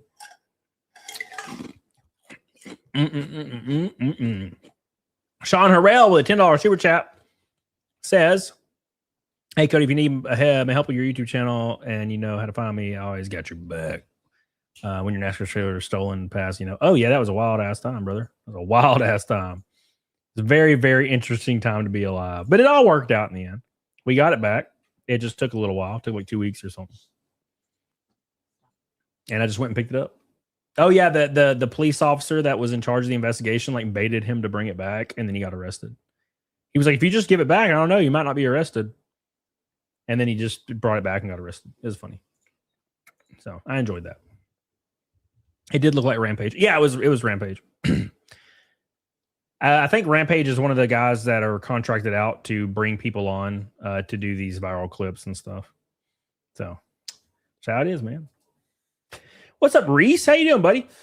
All right, next one. Here we go. Hi. Yeah. Where are you from? Armenian. Armenian.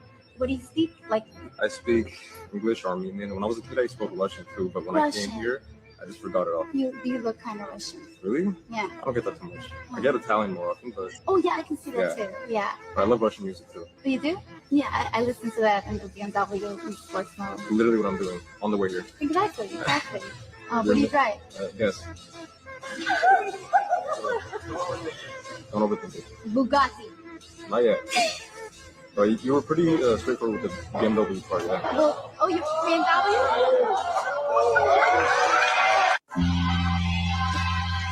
It's because she's not listening at all. Right. She's only listening to herself.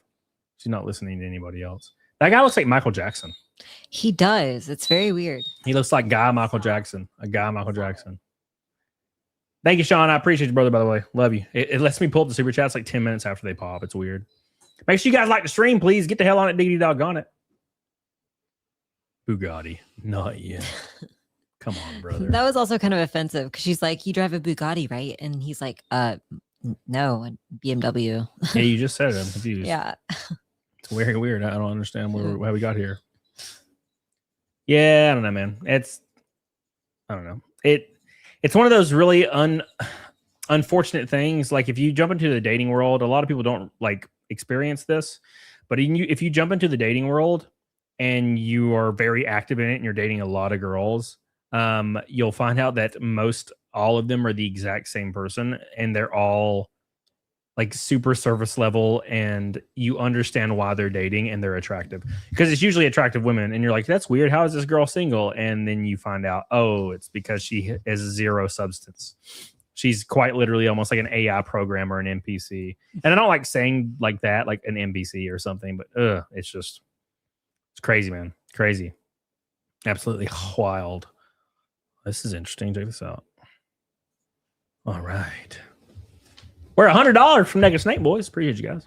Well, gosh darn. Can you believe it? Bad girls are really stupid. A guy driving a Bugatti is $2 million in debt. A guy driving a $30,000 Tesla is modest and knows how to save. But he's also driving a Tesla, though. It's lame. You know, I ain't got a problem with Teslas. They're just kind of lame. They're like really plasticky and yeah, they feel go-karty, and I don't know. It's never been about it. I want my ass to be jiggling, jiggling. Feel the RPMs increasing. I'm a redneck though. I can't really help it. Cody cracked the Matrix. Hell yeah, brother. Hell yeah. So check this guy out. So when I was working at Red Lobster several years ago, there was a guy that came into the parking lot that used to work with us at Red Lobster, and he shot out like 20 cars' windows with like a 22, I think. It was Why? Because he's stupid, stupid. And of course, he got arrested, obviously, because people think that they can just do stuff and not get caught. This is something that this guy is doing right here. Look at this guy. Oh no. He's just going around slashing tires in like all the tires in the neighborhood. Like thinking he's like, who does this? And why? Like, what is your motivation here? Just because he wants to just like cause chaos. He thinks he's so bad. Yeah, he's just like, it's these kind of people that are like, I'm the Joker, bro. Do you know how I got these scars? Why so serious? It's the people that unironically think they're the Joker. It's very silly. Very, very silly. I don't like it. I don't like it. A guy driving a 2001 Saturn has generational wealth. Shit. I don't know, man. Rich people do be driving like just the most basic level cars. They do.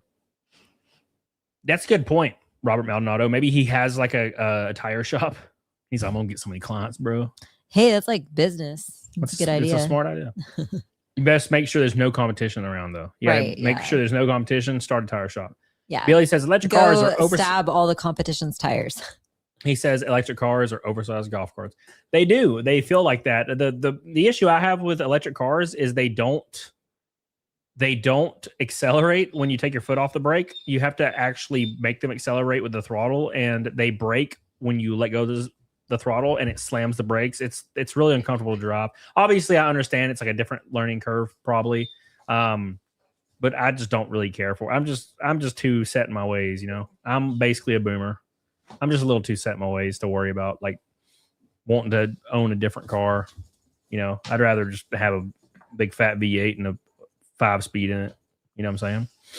That's kind of what I'm all about. Just give me a 5-speed and a V8. I'm cool with that, Hell yeah, brother. Hell yeah, brother. All right. Next one. Check this out. Oh, I don't know about that, amateur. I definitely won't be involved in that. Not interested. Not interested, brother. Thank you, guys. We're 100 exactly from Naked Snake, boys. Oh, my God. So close and yet God. So far. Check this out. To the people who stole my Girl Scout cookies outside of the Albertsons on Chapman Avenue today at 1 p.m., I hope you're happy ruining a highly ranked Girl Scout's ambitions. For your information, the Scout that you stole from was on her way to being promoted from a junior Girl Scout to a cadet, and also earning her very first Cookie Collaborator badge. Just remember that your actions have consequences, and I hope you one day learn to live by the Girl Scout promise. On my honor, I will try to serve God and our country, to help people at all times, and to live by the Girl Scout law. Unfortunately, there's people that don't care nor follow anything like that. Like it's the phrase "stealing candy from a baby." There are unironically a large portion of people that will just steal. They'll just steal everything from everybody, and they do not care who they hurt nor they get. There was a lady that was arrested for kidnapping a baby the other day and setting the baby on fire and leaving him on railroad tracks. Yeah, you can't anticipate everybody having the same morals as you. They're just bad. But here, alternative theory. What if what actually happened is she like ate all those Girl Scout cookies and then had to come up with a story so she could still get her promotion? And did something just happen? Your camera froze. Not for me. Not for you? Nope. Oh. I mean, okay. Your camera's froze on my end, but mine's not. The stream is froze and okay. You're froze. So alternative theory. So she actually like had to come up with a story in order to still get her promotion and make up for the fact that all those cookies were gone. And then she like put makeup on her eye and filmed that video. I don't think so. I'm just saying, would that be cool? What? It'd be funny. She just ate them all. I don't think that's funny. No, it's not fun. That's stupid. Macabero says, yo, Cody, how come I don't get notified when you go live anymore? Just saw you're live. Here's to the snake. Thank you, brother. Yeah, YouTube stopped sending out notifications en masse in August, and it was a test. And they announced it officially last week that they will not send notifications out to anybody, even if you have notifications turned on for the channel, unless you click on every second notification or third notification. So if you don't click on a notification in 3 streams or interact with the stream, they will no longer recommend that stream, even if you have notifications on and are subscribed. So that's the new policy for YouTube that they announced recently, and they've been testing it since August. So you've probably noticed that a lot of your favorite creators, their viewership got cut in a third. Like in August, I was getting 600 concurrent, and literally overnight it went to 200, and it's been at 200 ever since then. So a lot of creators have resorted to view botting, but that's silly. It's very expensive, and it doesn't do anything. It just makes you look like a dumbass. So I'm not about that life. Thank you, Macabaro. Love you. Appreciate you. Just make sure you join the streams and just comment in the chat every once in a while, and it should do its due diligence. Maybe. I don't know. You never know. You know?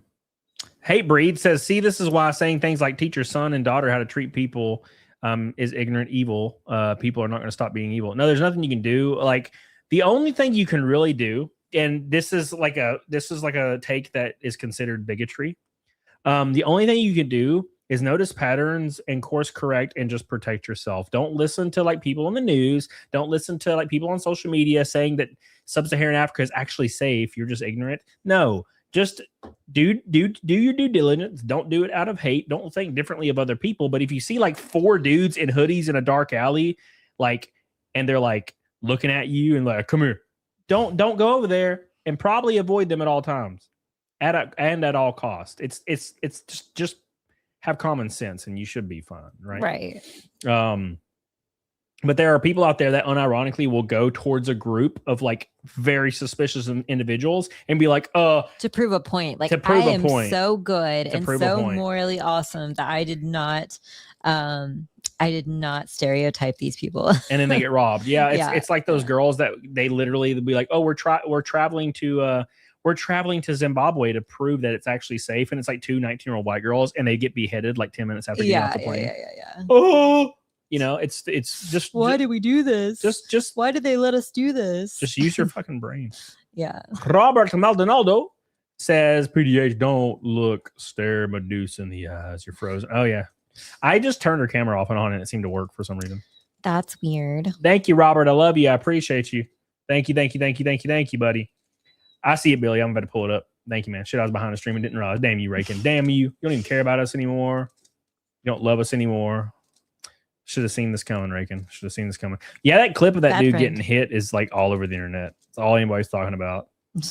I need to get with some of these agencies that just make viral like moments and like pay people to post stuff. Right. You know, that'd be fun.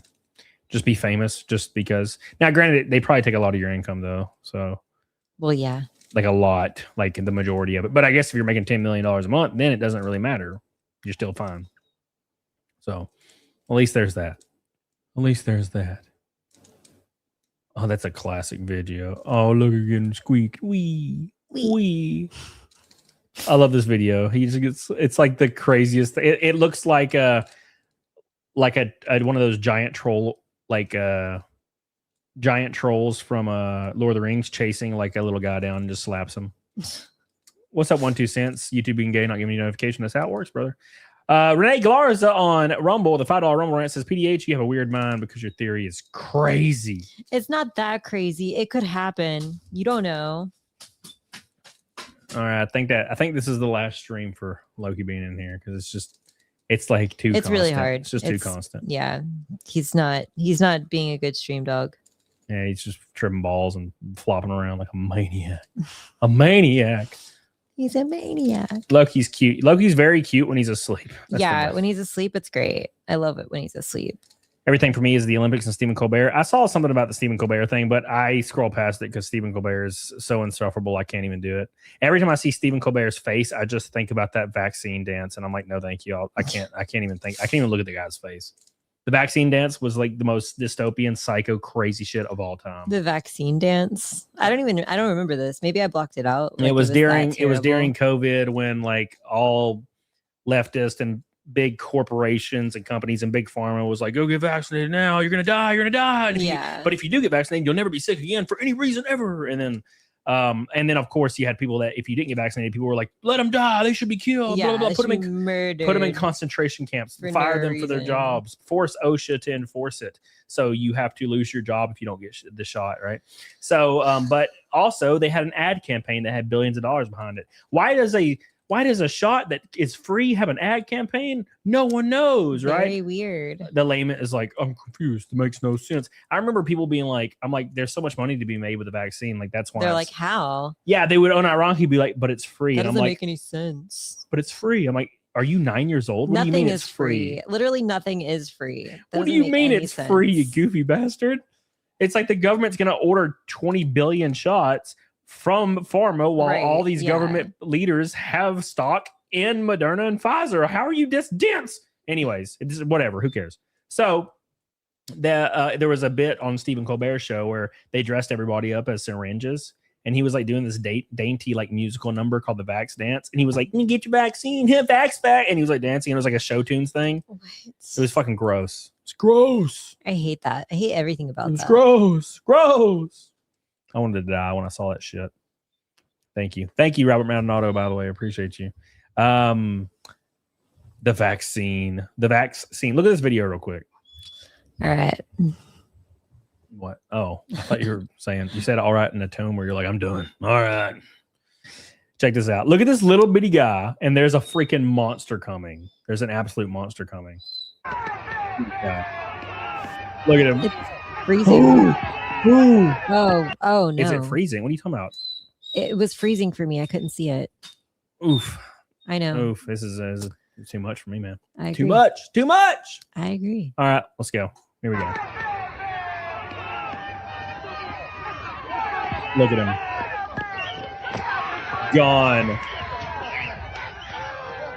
He's just like patting him on the face. Just be extra. I'm pretty sure it's a little girl, but like, I think he notices and he's like, oh, I'm just going to slap her a little bit. Beep, beep, beep. What was she doing? I'm confused. I don't know. Just doing some Antifa stuff. Oh, she's dead now. There's something really like comedic about that video. It's always been comedic. What? Yeah, I feel like I need to understand what's happening. Like, what did her sign say? No, I don't know. It was one of those. It's probably something atrocious. It was one of those. It was just one. It's years. It's like 5 years old. It's like this Antifa clashing with this like opposing group, and he's like, it was always a little bit dainty dude or girl, and like they just get laid out by some dude in like a bulletproof vest. I'm just like, oh my god. Because you never see it the other way around, right? You never see some like Antifa guy knocking somebody out cold. And you're like, damn, that's a great hit. It's always like they're dainty and annoying. Yeah. And they get their ass kicked because they're dainty and annoying. Because that's how these things work. I do. I mean, like, part of me doesn't really like that it's like this small person and, you know, this giant person is beating up on them. It seems a little unfair, but they also typically put themselves in that position. You know what I mean? They put themselves there. There's nothing you can do about it. They put themselves there. It's ogre. You know, completely ogre. Nothing you can do about it, brother. Nothing you can do. One thing is for sure, man. I really cannot wait. I absolutely cannot wait until these videos that are AI content, like completely AI content, get removed or like stop getting allowed on social media. And the only ones I have a problem with, because I've been kind of a decent proprietor of AI when it comes to tools, like letting you edit videos faster, or maybe helping you with some thumbnails, or maybe a funny video of a cat playing a violin on the porch. That's different. It's obviously not a real cat playing a violin. It's like AI has its own form and place, and it's not to replace real things. It's to make things that are so stupid that like they wouldn't be real. The issue is when people post like a video of like 20 people on a bridge and it collapses and they're like, oh my gosh, this bridge collapsed, pray for these people, and it's obviously AI. Clickbait, those people need to be banished into the shadow realm. I totally agree. Yeah, because they're trying to like bait people with tragedy to get likes. That's gross. Fuck that is so gross. No thank you. But I was talking to a guy yesterday about this on Facebook, and he was like, I don't like AI, and I was like, yeah, I agree, but like you have to use AI to edit or use it as a tool for certain things now, because AI has made it to where you can edit a video in like 30 seconds to 2 minutes, and it used to take 3 hours. Yeah. You know how long it would take to make one of my shorts like manually? It would take like an hour or 30 minutes, 30 minutes probably. Right. But now I could do 20 of them in 30 minutes now. Like, it's just, if you're going to keep up, you have to utilize that, because other people are, right? People that were putting out 2 shorts a day are now putting out 30 a day. You have to keep up with these people. Right. Because if you don't, the YouTube's going to be like, well, they're worthless. They're not profitable. Kill them. Kill them. You know what I'm saying? Kill them. Kill them now. Kill them good. Oh, by the way, I have not been talking about this at all. Every $100 super chat, by the way, gets their name on my race car for the whole year. We already have 22 or 23 on there. 22 or 23. So make sure you know that. If you want to become a mini sponsor on my car, it's $100 Rumble Rant, $100 YouTube super chat, Ko-Fi, PayPal, Venmo. All of them work. All of them. And you can choose what you want to be on there. We're going to have one that says who farted. How are we going to have that on there? That's not happened. You're a liar. No, and Demel said I got to choose his second one. Yeah. Yeah. What? Well, I mean, it's already on there, but yeah, I mean, if you want to change it, you can. You could totally do that. I don't mind. It's just last year people were trying to put some crazy shit on there, and I'm like, yeah, it's obviously not going to fly, brother. Within reason. They're going to look at it and be like, yeah, it's not going to be on their car, brother. Sorry. Not going to happen, dude. You know? But at any rate, let's continue. Appreciate you. Let's move on to the next one. We have a Rumble Rant from Mr. Irakias, my boy, with a purple Rumble Rant. He says, evil exists even in small numbers. It can do great harm to you. Yeah, that's why all you have to do is just use common sense, man. Use common sense. Don't believe these things people try to tell you where like, oh, everything you believe about anybody being dangerous in any situation, that's just a stereotype. No, just use your common sense. You don't have to think bad thoughts. You don't have to, you know what I'm saying? Just use your common sense. If a car is barreling down the road at 100 miles an hour and you're at a crosswalk, probably just wait. Don't be like, but it says go, therefore I can go. No matter what, they have to stop. No, you could just die. You don't want to die. Yeah. That's all I'm saying. Danny DeLito said, I get it. Oh my God, I had to say it out loud. Oh my God. He said, can I put a different name on there, like the name of a podcast? Of course. The answer is yes. Of course, yes. I don't even see that chat in the chat. Why do I not see chats? It's from Kick. Oh, what? Where? Kick? The K, right? Kick. Oh my God. It's on Kick. Stop. Well, son of a bitch. Stop it. What's up? No. Yes, sir. Yes, sir. Big shout to Sean Harrell with $100 super chat. Oh my God. Oh my God. Is that in honor of Loki's incessant whining for the last 2 hours? He said, I want my name on the race car, Cody, as long as we know each other. Longest time. You've been saying last name wrong, but I'm not mad. Harrell?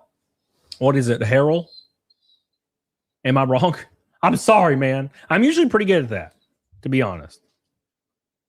Spell it out in the chat for me. I got you on there. I got you on there, brother. You're on there, man. Thank you, brother. I got you. Loki whining so much. He's being bad. He's real a bad boy. If I stare at him, he stops whining. He just wants me to look at him. Yeah, I don't know. It depends. It depends on the day. Sometimes he doesn't do it at all, and sometimes he does it literally for 12 hours straight, and he won't stop. It's because he wants more drugs. That's what it is. No, it was like earlier. I was on the phone with my boss, and I was like, Cody, keep him busy. Because I was trying to pet him while I was on the phone to keep him from like freaking out, and he was still freaking out because he didn't want me to be on the phone. So I went in the other room, and Cody was trying to pet him and keep him like contained, and he just was like freaking out. Just freaking out. Sean Harrell, like Daryl Harrell, is that it? What was I saying? Harrell, Harold, like Harold without the D. Harrell, Sean Harrell. Thank you, brother. Renee Galarza says, "Did you talk about the Chibi update?" No, I did not know there was a Chibi update. I will look it up though. Let's just check it out. I know he said he's going to the gym now, which I was like, hell yeah, beast. You should have been doing that before, but it's fine. It's fine. You don't need a tragedy to make you go to the damn gym, but people should be doing that before. You should be going to the gym. If you're like an adult, if you're an adult male and you're above the age of 22, you should be going to the gym every day, or like 4 to 5 times a week for forever. There's just no reason not to. Let's see. Let me type in Chibi. We'll find it. Chibi. Cody is running my last name through the wood chipper. Is that not right? No, it's there's another chat. Cody be running. Oh, Maldonado. Oh yeah, I'm Maldonado. Totally. Montalbano. I just like it. Is it Banyo? It sounds funner when you bounce it around. Does that mean mountain house? It sounds like it. I like that. Let's see. I don't know. I don't see anything about Chibi unless I'm crazy. Thank you, Sean. I love you, buddy. I appreciate you. You're on there. Robert Montalbano. Cody's running my last name. It's just what I do. I call that guy Christoph or Chris McGough. I call him like Chris McGough. And it's not even remotely close to his actual name. I just like saying it. He said I nailed it. It's fun. Okay. I enjoy it. All right. Okay. Thank you guys. Appreciate you. I appreciate you. I think that's right. That's probably pretty close to right. I don't want to do the math, but I'm pretty sure it's right. I'm trying to do the math, but I'm bad at it. Thank you. I appreciate you. Search Omni. The Chibi situation is nuts. Search. God, I gotta go search things. All right, let's do this. Chibi. Omni. Yes, exactly, Shadow. Oh my God, I don't see anything. Can you just send me a DM, somebody, please? Send me a DM about it, because the search on Twitter is so terrible. It brings up stuff from like 2022 that's like a picture of a cartoon character. I'm like, what is it? Thank you. I appreciate you guys. We hit Naked Snake, by the way, for the 583rd stream in a row. What's up, Junebug? How you doing, brother? The bikini streak is dead. We hit it. We almost broke it again. Brother. Crazy. It means White Mountain in Italian, so I'm legit down with that. What, venison? White Mountain. That makes sense. Venison? Is that what you're saying? With a V? As in Virginia? All right. Here we go. Comes with a dose. Hamburger comes with a dose of misogyny. The assumption that the best protein comes from corpses is a racist belief. 21st century animal eating requires our complicity in a new colonialism. Our whiteness is part of the problem of meat eating. If you eat animals, you take up more climate space. Meat eating is also one of the ways gender-based structures of oppression are perpetuated. Men in the West are taunted to renew their man card by eating meat because that's what real men do. That's the sexual politics of meat, and it reveals how unsettled masculinity really is. That's why after 9/11, This lady is under a psychosis, bro. She must be so tired from jumping to all those conclusions. Yeah, bro. Like she should be in the NBA, dude. Yeah. Why, after 9/11, a focus on men as heroes and on meat eating became part of the reclamation of a wounded masculinity. When a Black man was elected as U.S. president, we saw how white this wounded masculinity was. White supremacists weaponized it, eating meat. Does she not realize that they weaponized eating meat? The majority of white men and white women voted for Obama. Does she not realize that? Well, first of all, what is she saying? They weaponized eating meat in response. She's just to having saying, a Black president. She's just saying things. She's literally just saying shit. Is this over the like cow fart thing, like the Green New Plan, the Green New Deal? I don't think That's not even relevant to Obama. I don't think it's over anything. I think she's just saying shit. Yeah. I think it's quite literally she's just saying things. She's doing some serious mental gymnastics, man. Like Olympian level mental gymnastics. I've always thought that when people say that, though, they're always like, oh, whites revolted when Obama was elected. I'm like, the white people voted him in. What are you talking? Are you stupid or something? Like, you know how elections work, right? Yeah. The majority of people in America are white, and he won. That means whatever. I can't even think about it anymore. Chai T says they want to take away the meat and dogs as pets. Oh, I saw that. Yeah. They're like, there's this group of people that want to ban dogs as pets because dogs are evil. Meat, eggs, and dairy. Images of milk-drinking white men, of platters groaning with meat, and the baiting of liberal men as so-called soy boys are all part of the neo-Nazi messaging. Sexy cows, sexy pigs, sexy chickens, sexy fishes.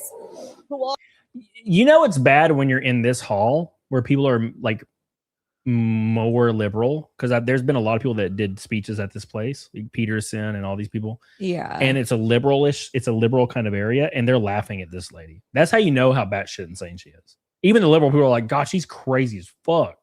I want to know her life story. I want to understand how she got here. You Images know what I mean? of white men drinking delicious, succulent milk. Like, who hurt her? What?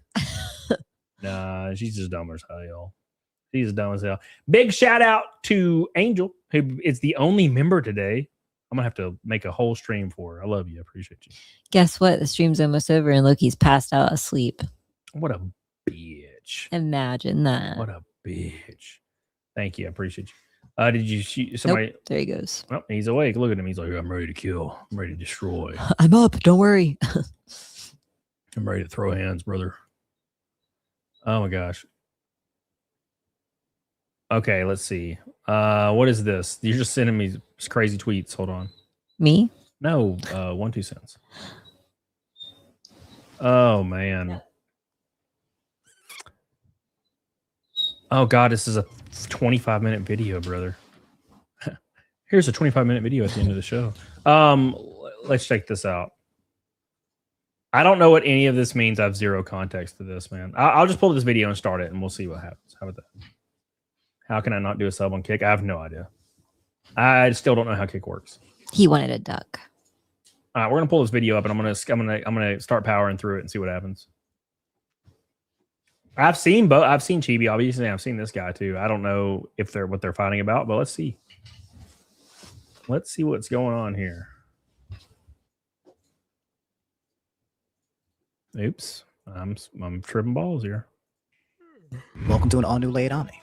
Allow me. It's one-sided internet beatdowns that I may have ever seen in my entire internet career. Have you guys ever seen somebody get like dumped in real life or beat up? You know, usually that lasts for like a couple seconds, a minute tops, and and then it's over. This dude by the name of Chibi Reviews got dogpiled by the internet for 3 to 4 days straight and counting, with slander levels that I wouldn't even wish on my worst enemy. It was so bad that all I could do is I would cover my mouth audibly while looking at my phone at some of the posts and tweets that were circulating. Is this relative to that thing he put out, the reaction to what was going on in his love life? Yeah, the video where he's real like crying. Yeah. Okay, yeah. So he's receiving lots of like hate on the internet. Of course. Yeah, dude, that's what they do. Like they kick you when you're down. Yeah, if somebody broke into my house and like shot me and I died, there would be so many tweets of people cheering about it. They wouldn't care. Like that's what people do. I mean, like I personally do not understand like putting yourself out there when you're emotional like that. And I know that he made the statement that he did it because he uses streaming and being live to kind of think through his thoughts and whatnot and process things, but I don't know. Yeah, everybody else is probably seeing it exactly the way I did at first, where they're like, It was diabolical. And today we're going to kind of talk about what happened in case you guys don't know, or in case you do know, you just wanted to see my coverage. Now, a quick disclaimer. These events, so I figure it wouldn't be in bad taste to just summarize the events for you guys. Also, and to be very clear, guys, this video is not an attempt to attack or dogpile Chibi Reviews. I do not support or condone harassment toward anyone. It's just not how I personally like to communicate on the internet. You kind of have to put that in a video when you're making these kind of videos. Because people will come after you. Well, people are going to do it anyway. Right. People are going to harass or whatever. They don't care. This is more so to inform you guys on the big event that went down publicly, and also to tell you guys how I feel about it. Also important to note is that apparently this feud has been long standing. Okay, so there's been a lot of people who have not been happy with this guy for years for reasons I don't know. So I might miss some of that information because apparently that list is ginormous, and I'm not here to give you that. I'm here to just talk about this jumping. So who is Chibi Reviews? Chibi Reviews is a YouTuber. If you go to his YouTube website, it says hello. The one unfortunate thing about the internet, like current modern day, is people will throw so many insane allegations from left field out right and center, literally thousands at people they don't like.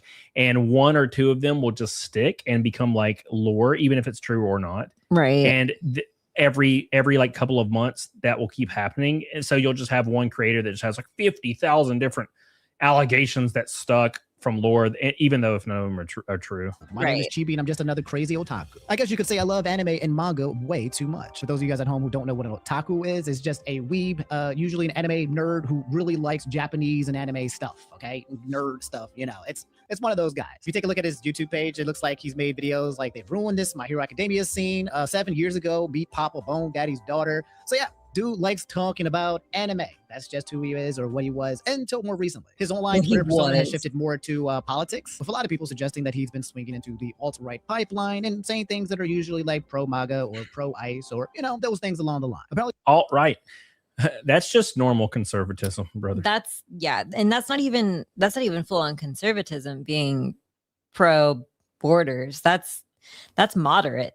That was that was progressivism like 10 years ago. Yeah. But people just say it's all right if it's conservative now. There's some type of rumor about a GoFundMe that he did. He raised some money from his community, and people are wondering what happened to the funds, and a lot of people are calling him scammer. But that's him in a nutshell. Okay, there's a lot more out there. He has a lot of supporters, and he has a lot of haters. A very polarizing person for many reasons, for making lots of commentary about a lot of different things that I literally cannot cover in one single video. At least I just don't want to. I want to talk about him getting jumped. So anyway, on February 11th, he said, I want to die, followed by another tweet that he had deleted, but then said, deleted the post with my hospital armband. To clarify, I am fine and was discharged this morning from the hospital. I had a mental break, and I did almost die last night, but I was saved at the last moment.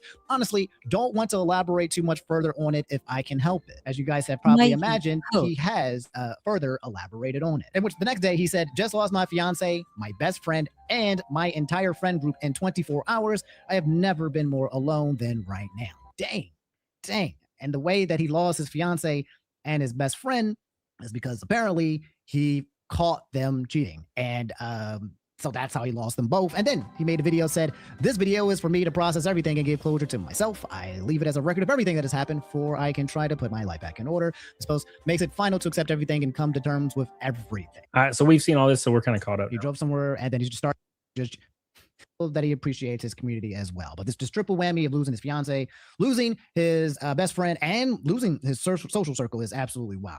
I honestly don't know what type of social.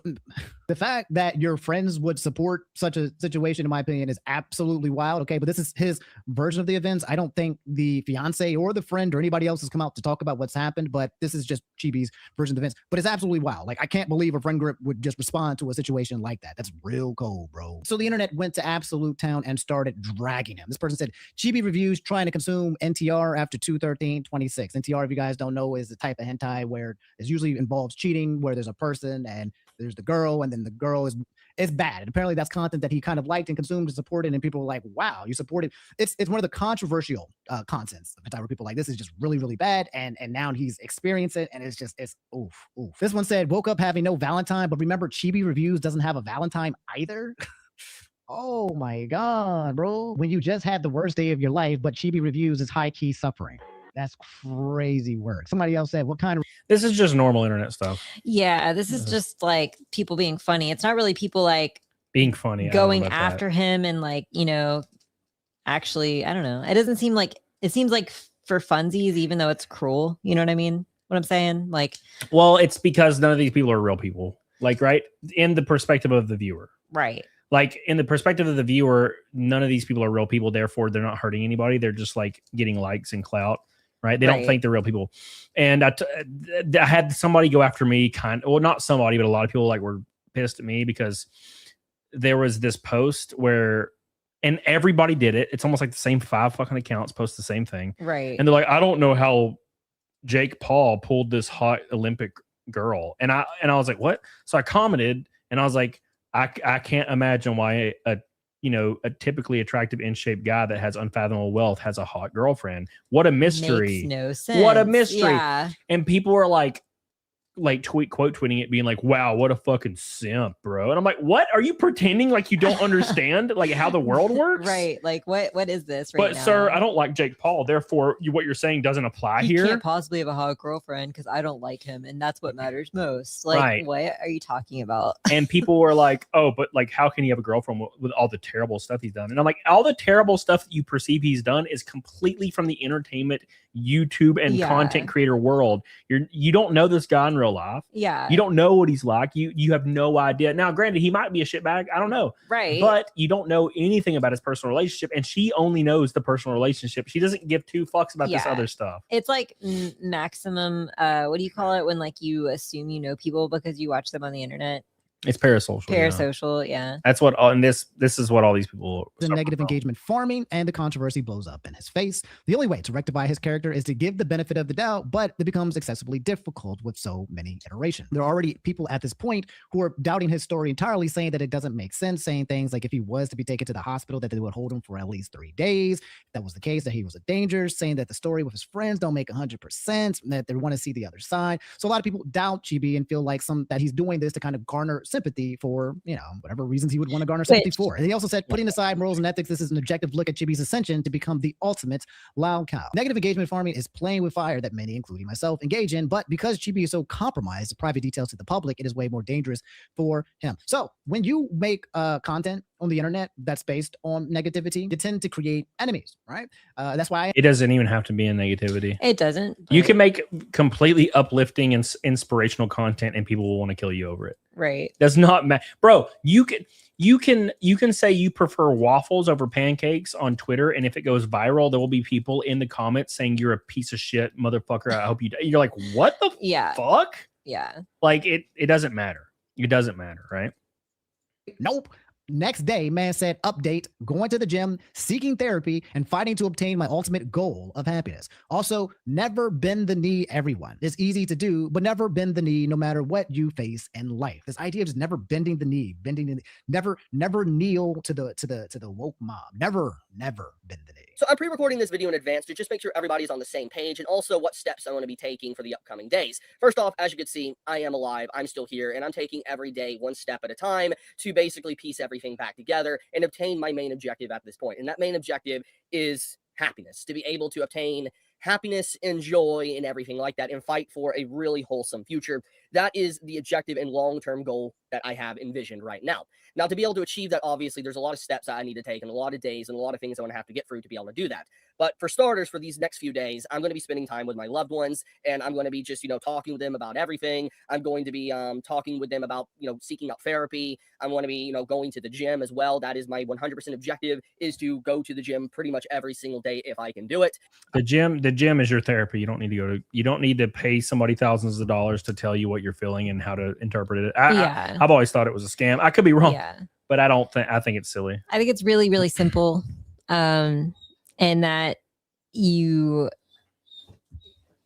inherently kind of know what you need to do to be happy. And I think a lot of people pay for therapy and go to therapy because they don't want to do the things.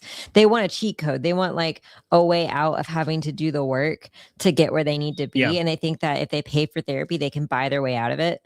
You know what I mean? I know that sounds kind of crazy, but I truly believe that a lot of people do that, and that's the reason they go to therapy. Well, I think a lot of people go to therapy because they want to get their feelings that they think they should be interpreting them. They want it to be affirmed. Right. That's like when women will go to a marriage counselor, and the marriage will side the counselor will slightly side with the husband a little bit, and the wife never wants to go back. She's like, I don't want to be here. This, whatever. All right, so you guys know the trope where it's like, hey man, welcome to the gym. When a situation happens with your girl, it doesn't work out. Hey man, welcome to the gym. We're here.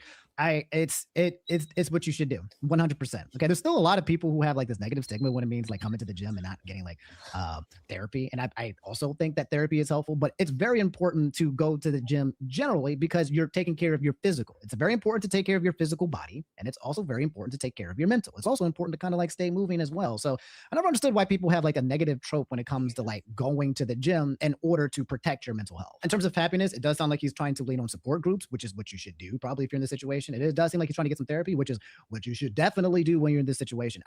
My concern is that Chibi Reviews just seems to be in a guy who's in a permanent state of like a toxic internet culture. And I don't know how you're mental as well. I can explain this in 2 seconds. This toxic internet culture is when you post things that maybe you're passionate about that can be seen as controversial, usually based in the political realm. Which there's nothing wrong with that. The issue is everybody wants you dead on the internet for every reason. It doesn't matter what it is.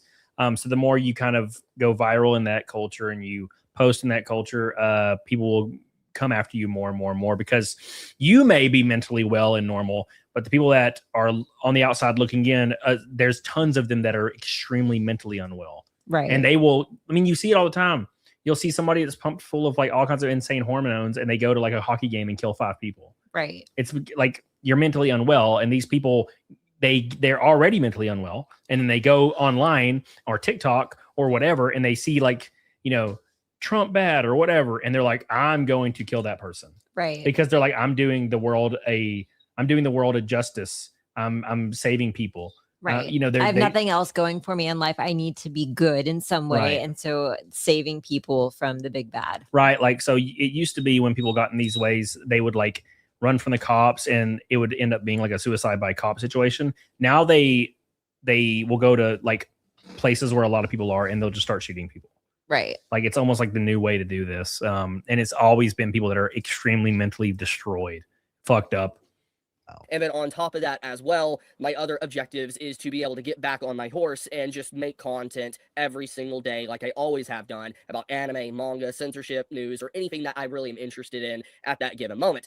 But for right now, what I'm doing, and the reason why this video, I'm just making it very brief, is that I am still here, and I have read everybody's comments. I have seen what you have said, and I plan to respond to as many as I possibly can in the upcoming days. But for now, I'm just going to take a little bit of a break for a few days, and I will be back, get back up on that horse, and I will start making content once again. But I want to say, guys, for everyone out there, I do thank you. This is a shout out to all of you out there that has been very supportive. For now, though, I will see you for now. I might be back late Monday, maybe Tuesday, in terms of making content again. But for right now, spending time with loved ones and figuring out plan options of therapy and everything that needs to be done for now. So with that, though, thank you guys. You have a very blessed day, and thank you. The issue with like any of these situations, especially if you're like kind of known at all on the streaming world or the content creation world, is there is tens of thousands of hours of you like talking.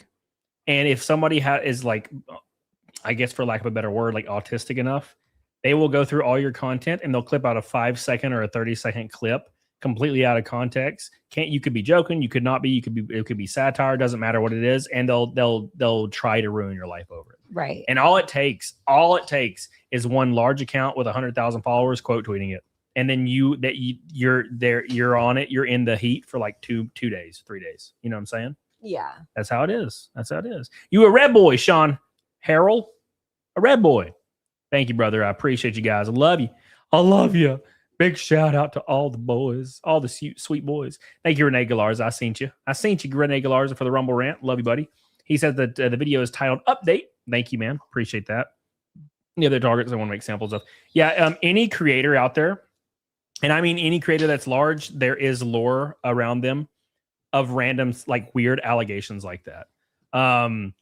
It doesn't matter who the creator is. Every single creator on the face of the earth has some kind of, oh, did you know they did this or said this in 2020 or 2019? Like, it does not matter who it is. If you're a creator that has any viewership, type of viewership, that will eventually happen. It doesn't matter. You know what I'm saying? Like, there was people shitting on me one time because like I did a black joke because Drex asked me, like, he did a black joke and he asked me like a black joke on stream, and they clipped out all the context and just put in the black joke and was like, "Camel, it's racist." Shit happens all the time. So it doesn't matter who you are.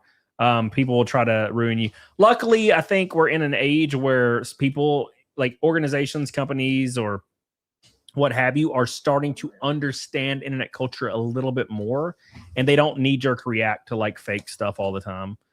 So we're kind of coming out of that a little bit, but it used to be real bad like 4 or 5 years ago, 3 years ago, even.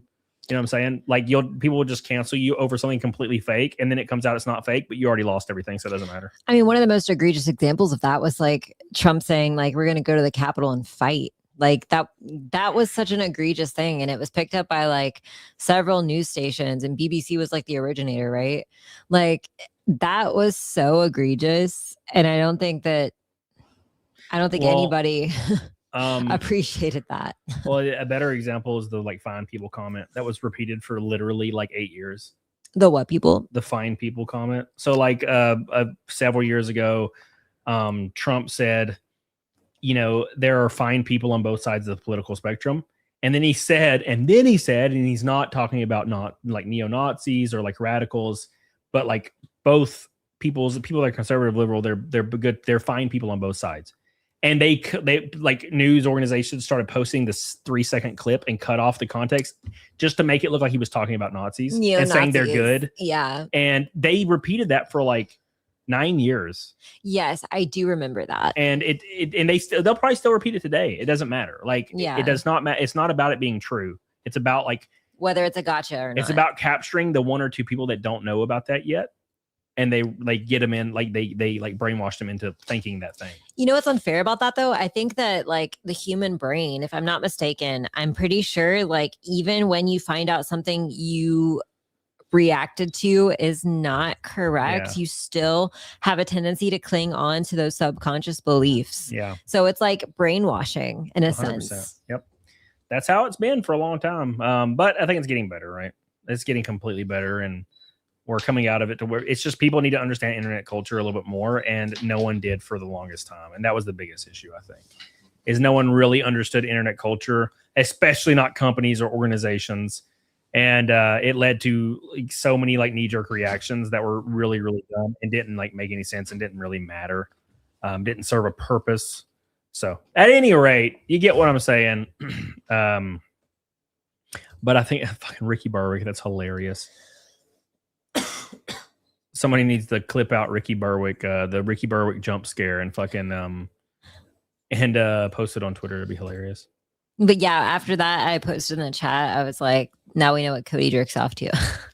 Well, Ricky Berwick. The algorithm has felt it. It's Ricky Berwick. He loves that body shape. He got a nice shape to him. He's literally got curves because him's broken. Him's broken. Our poor boy's broken. Not our boy. Not our sweet little boy. I love Ricky Berwick. He's hilarious, man. What is genetics done to our poor boy? Yeah, I remember they were really shitting on Ricky Berwick for the longest time because Ricky Berwick kind of would like utilize his appearance and his body shape to like make comedy. And there were people who were like saying he was like what is the word when people say that? When people are like, you're enabling like the shame of like people with like disability. But like, I don't know what you're talking about. I forget. It's a word. There's a word for it. Somebody in the chat will know. It's not patronizing. No, it's a specific word based specifically around this exact thing. It's not like an overarching word. Ableism. Yeah. Oh, okay. So they were saying he was an ableist because he used his disability to kind of make comedy. Oh, okay. And he's like, look at me. Like, what the fuck? I'm the guy. I'm doing it because I'm the guy. Right. Yeah. It's not because of my condition. That's kind of like a huge slap in the face. Like he's only successful in what he does because of his condition. It's like, no, I mean, or like in spite of his condition, it's like, no, I would be this person, whether I was like disabled or not. Yeah. Yeah. 100%. Big shout out. Make sure you guys like the stream. We're almost at 250. Give it some love. Give it a kiss on the papee. Big shout out to the Rumble boys over there. I appreciate you, Renee Galars and Irikias going ham as hell. You guys are goated as hell over on Rumble. You went just too crazy. Love you. I appreciate you guys. Too crazy. Just too damn crazy. Big shout out to Angel. We got one member. My goal is always one member per stream. We got one, and it was Angel. Yes, thank you, Angel. Appreciate you. Got a whole member. I love the Angel member. I appreciate you. Thank you. Don't forget, guys. Don't forget Alexander PC, who was in the chat earlier. They're great people. If you are in the market for a PC before prices increase, they did increase recently, and they're going to go up again. Go to their website. It's in the chat. Use code CAMELOT on the checkout and get you some money off. They're an awesome company, bro. Like, I talk to the CEO all the time. He's based as hell. Good dude. Very, very good dude. So I appreciate them there. I think I set the raid for Sevi. I think. Yes, Sevi. She's playing Resident Evil 1, which is awesome. So I will be back on Friday. I will be back probably Friday and Saturday, most likely. It depends on how my next day goes because there's a lot of weird stuff going on. So don't miss it. It's going to be awesome as hell. Get the hell on it, dog on it. You guys can all say bye to PDH. Oh, by the way, I will be playing Resident Evil 9 when it comes out on stream because I have to. I do it with every one of them. So everybody say bye to PDH. I'll see you guys on the next one, and then I'm going to do Naked Snake.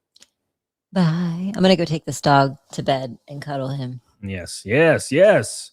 All right, boys. And then there was one. I appreciate you guys for all your support today. You've been goated as hell. Goated as hell because we hit Naked Snake for the 583rd time. Yes, 583rd time. I appreciate you guys so much for all your love. You've been goated as hell. It's been awesome to see. And we got a lot of cool stuff coming up in the future. I know the viewership is really weird right now, but don't worry about it. I'm not worried about it. It's all YouTube's fuckery and their weird notification system and everything. Plus, like the algorithm has killed my ass a long time ago, so I don't really mind. The same people are always here hanging out. If you don't have notifications on, turn them on. Every time you see me live, click on the channel. I'm live every Monday, Wednesday, and Friday and Saturday. If you're like, damn, where have you been? I've been here Monday, Wednesday, and Saturday for the last like 7 years. Okay. I ain't going anywhere unless I die. Okay. So just come to the show Monday, Wednesday, Saturday. Don't forget, I have new shorts coming out every other day, and we're going to have a lot of fun. So let's do Naked Snake, and then we're going to raid Sevi, who has more viewers than me right now. She's killing it, man. Well, granted, I don't get viewers anymore anyway, but you get what I'm saying. It's like kind of a low bar. It's a low bar. All right, boys. I appreciate you guys. Get the hell on it, diggity dog on it. Let's do Naked Snake, and we'll move to hell on. Thank you, boys. Let's go. It's that time, boys. One more time. 583. Let's go.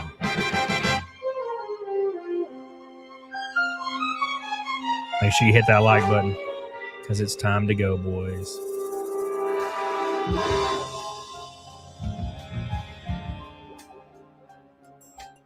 Thank you, guys. I appreciate you. Here we go. What a thrill with darkness and silence through the night. Chati. What a thrill. I'm searching, I'll melt into you. Thank you, Chati. I love you. Here we go, boys. In my heart, but you're so supreme. I give my life, not for honor, but for you. Snake eater in my time. Donna, there be nobody else. Terrified and cry. It's the way I fly to you. 1, 2, 6. I'm still in a dream, snake eater. Thank you, 1, 2, 6. Join the Discord. Someday we'll go red. Someday you feed on a tree frog. It's a trial to survive. Oh my gosh. I give my life, not for honor, but for you. In my time, there be nobody else. Here we go, boys.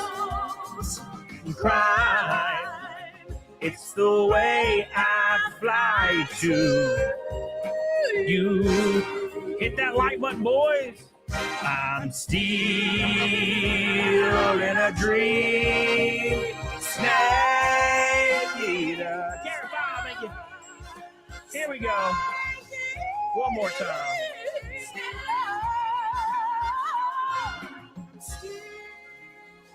Let's go. Y'all ready?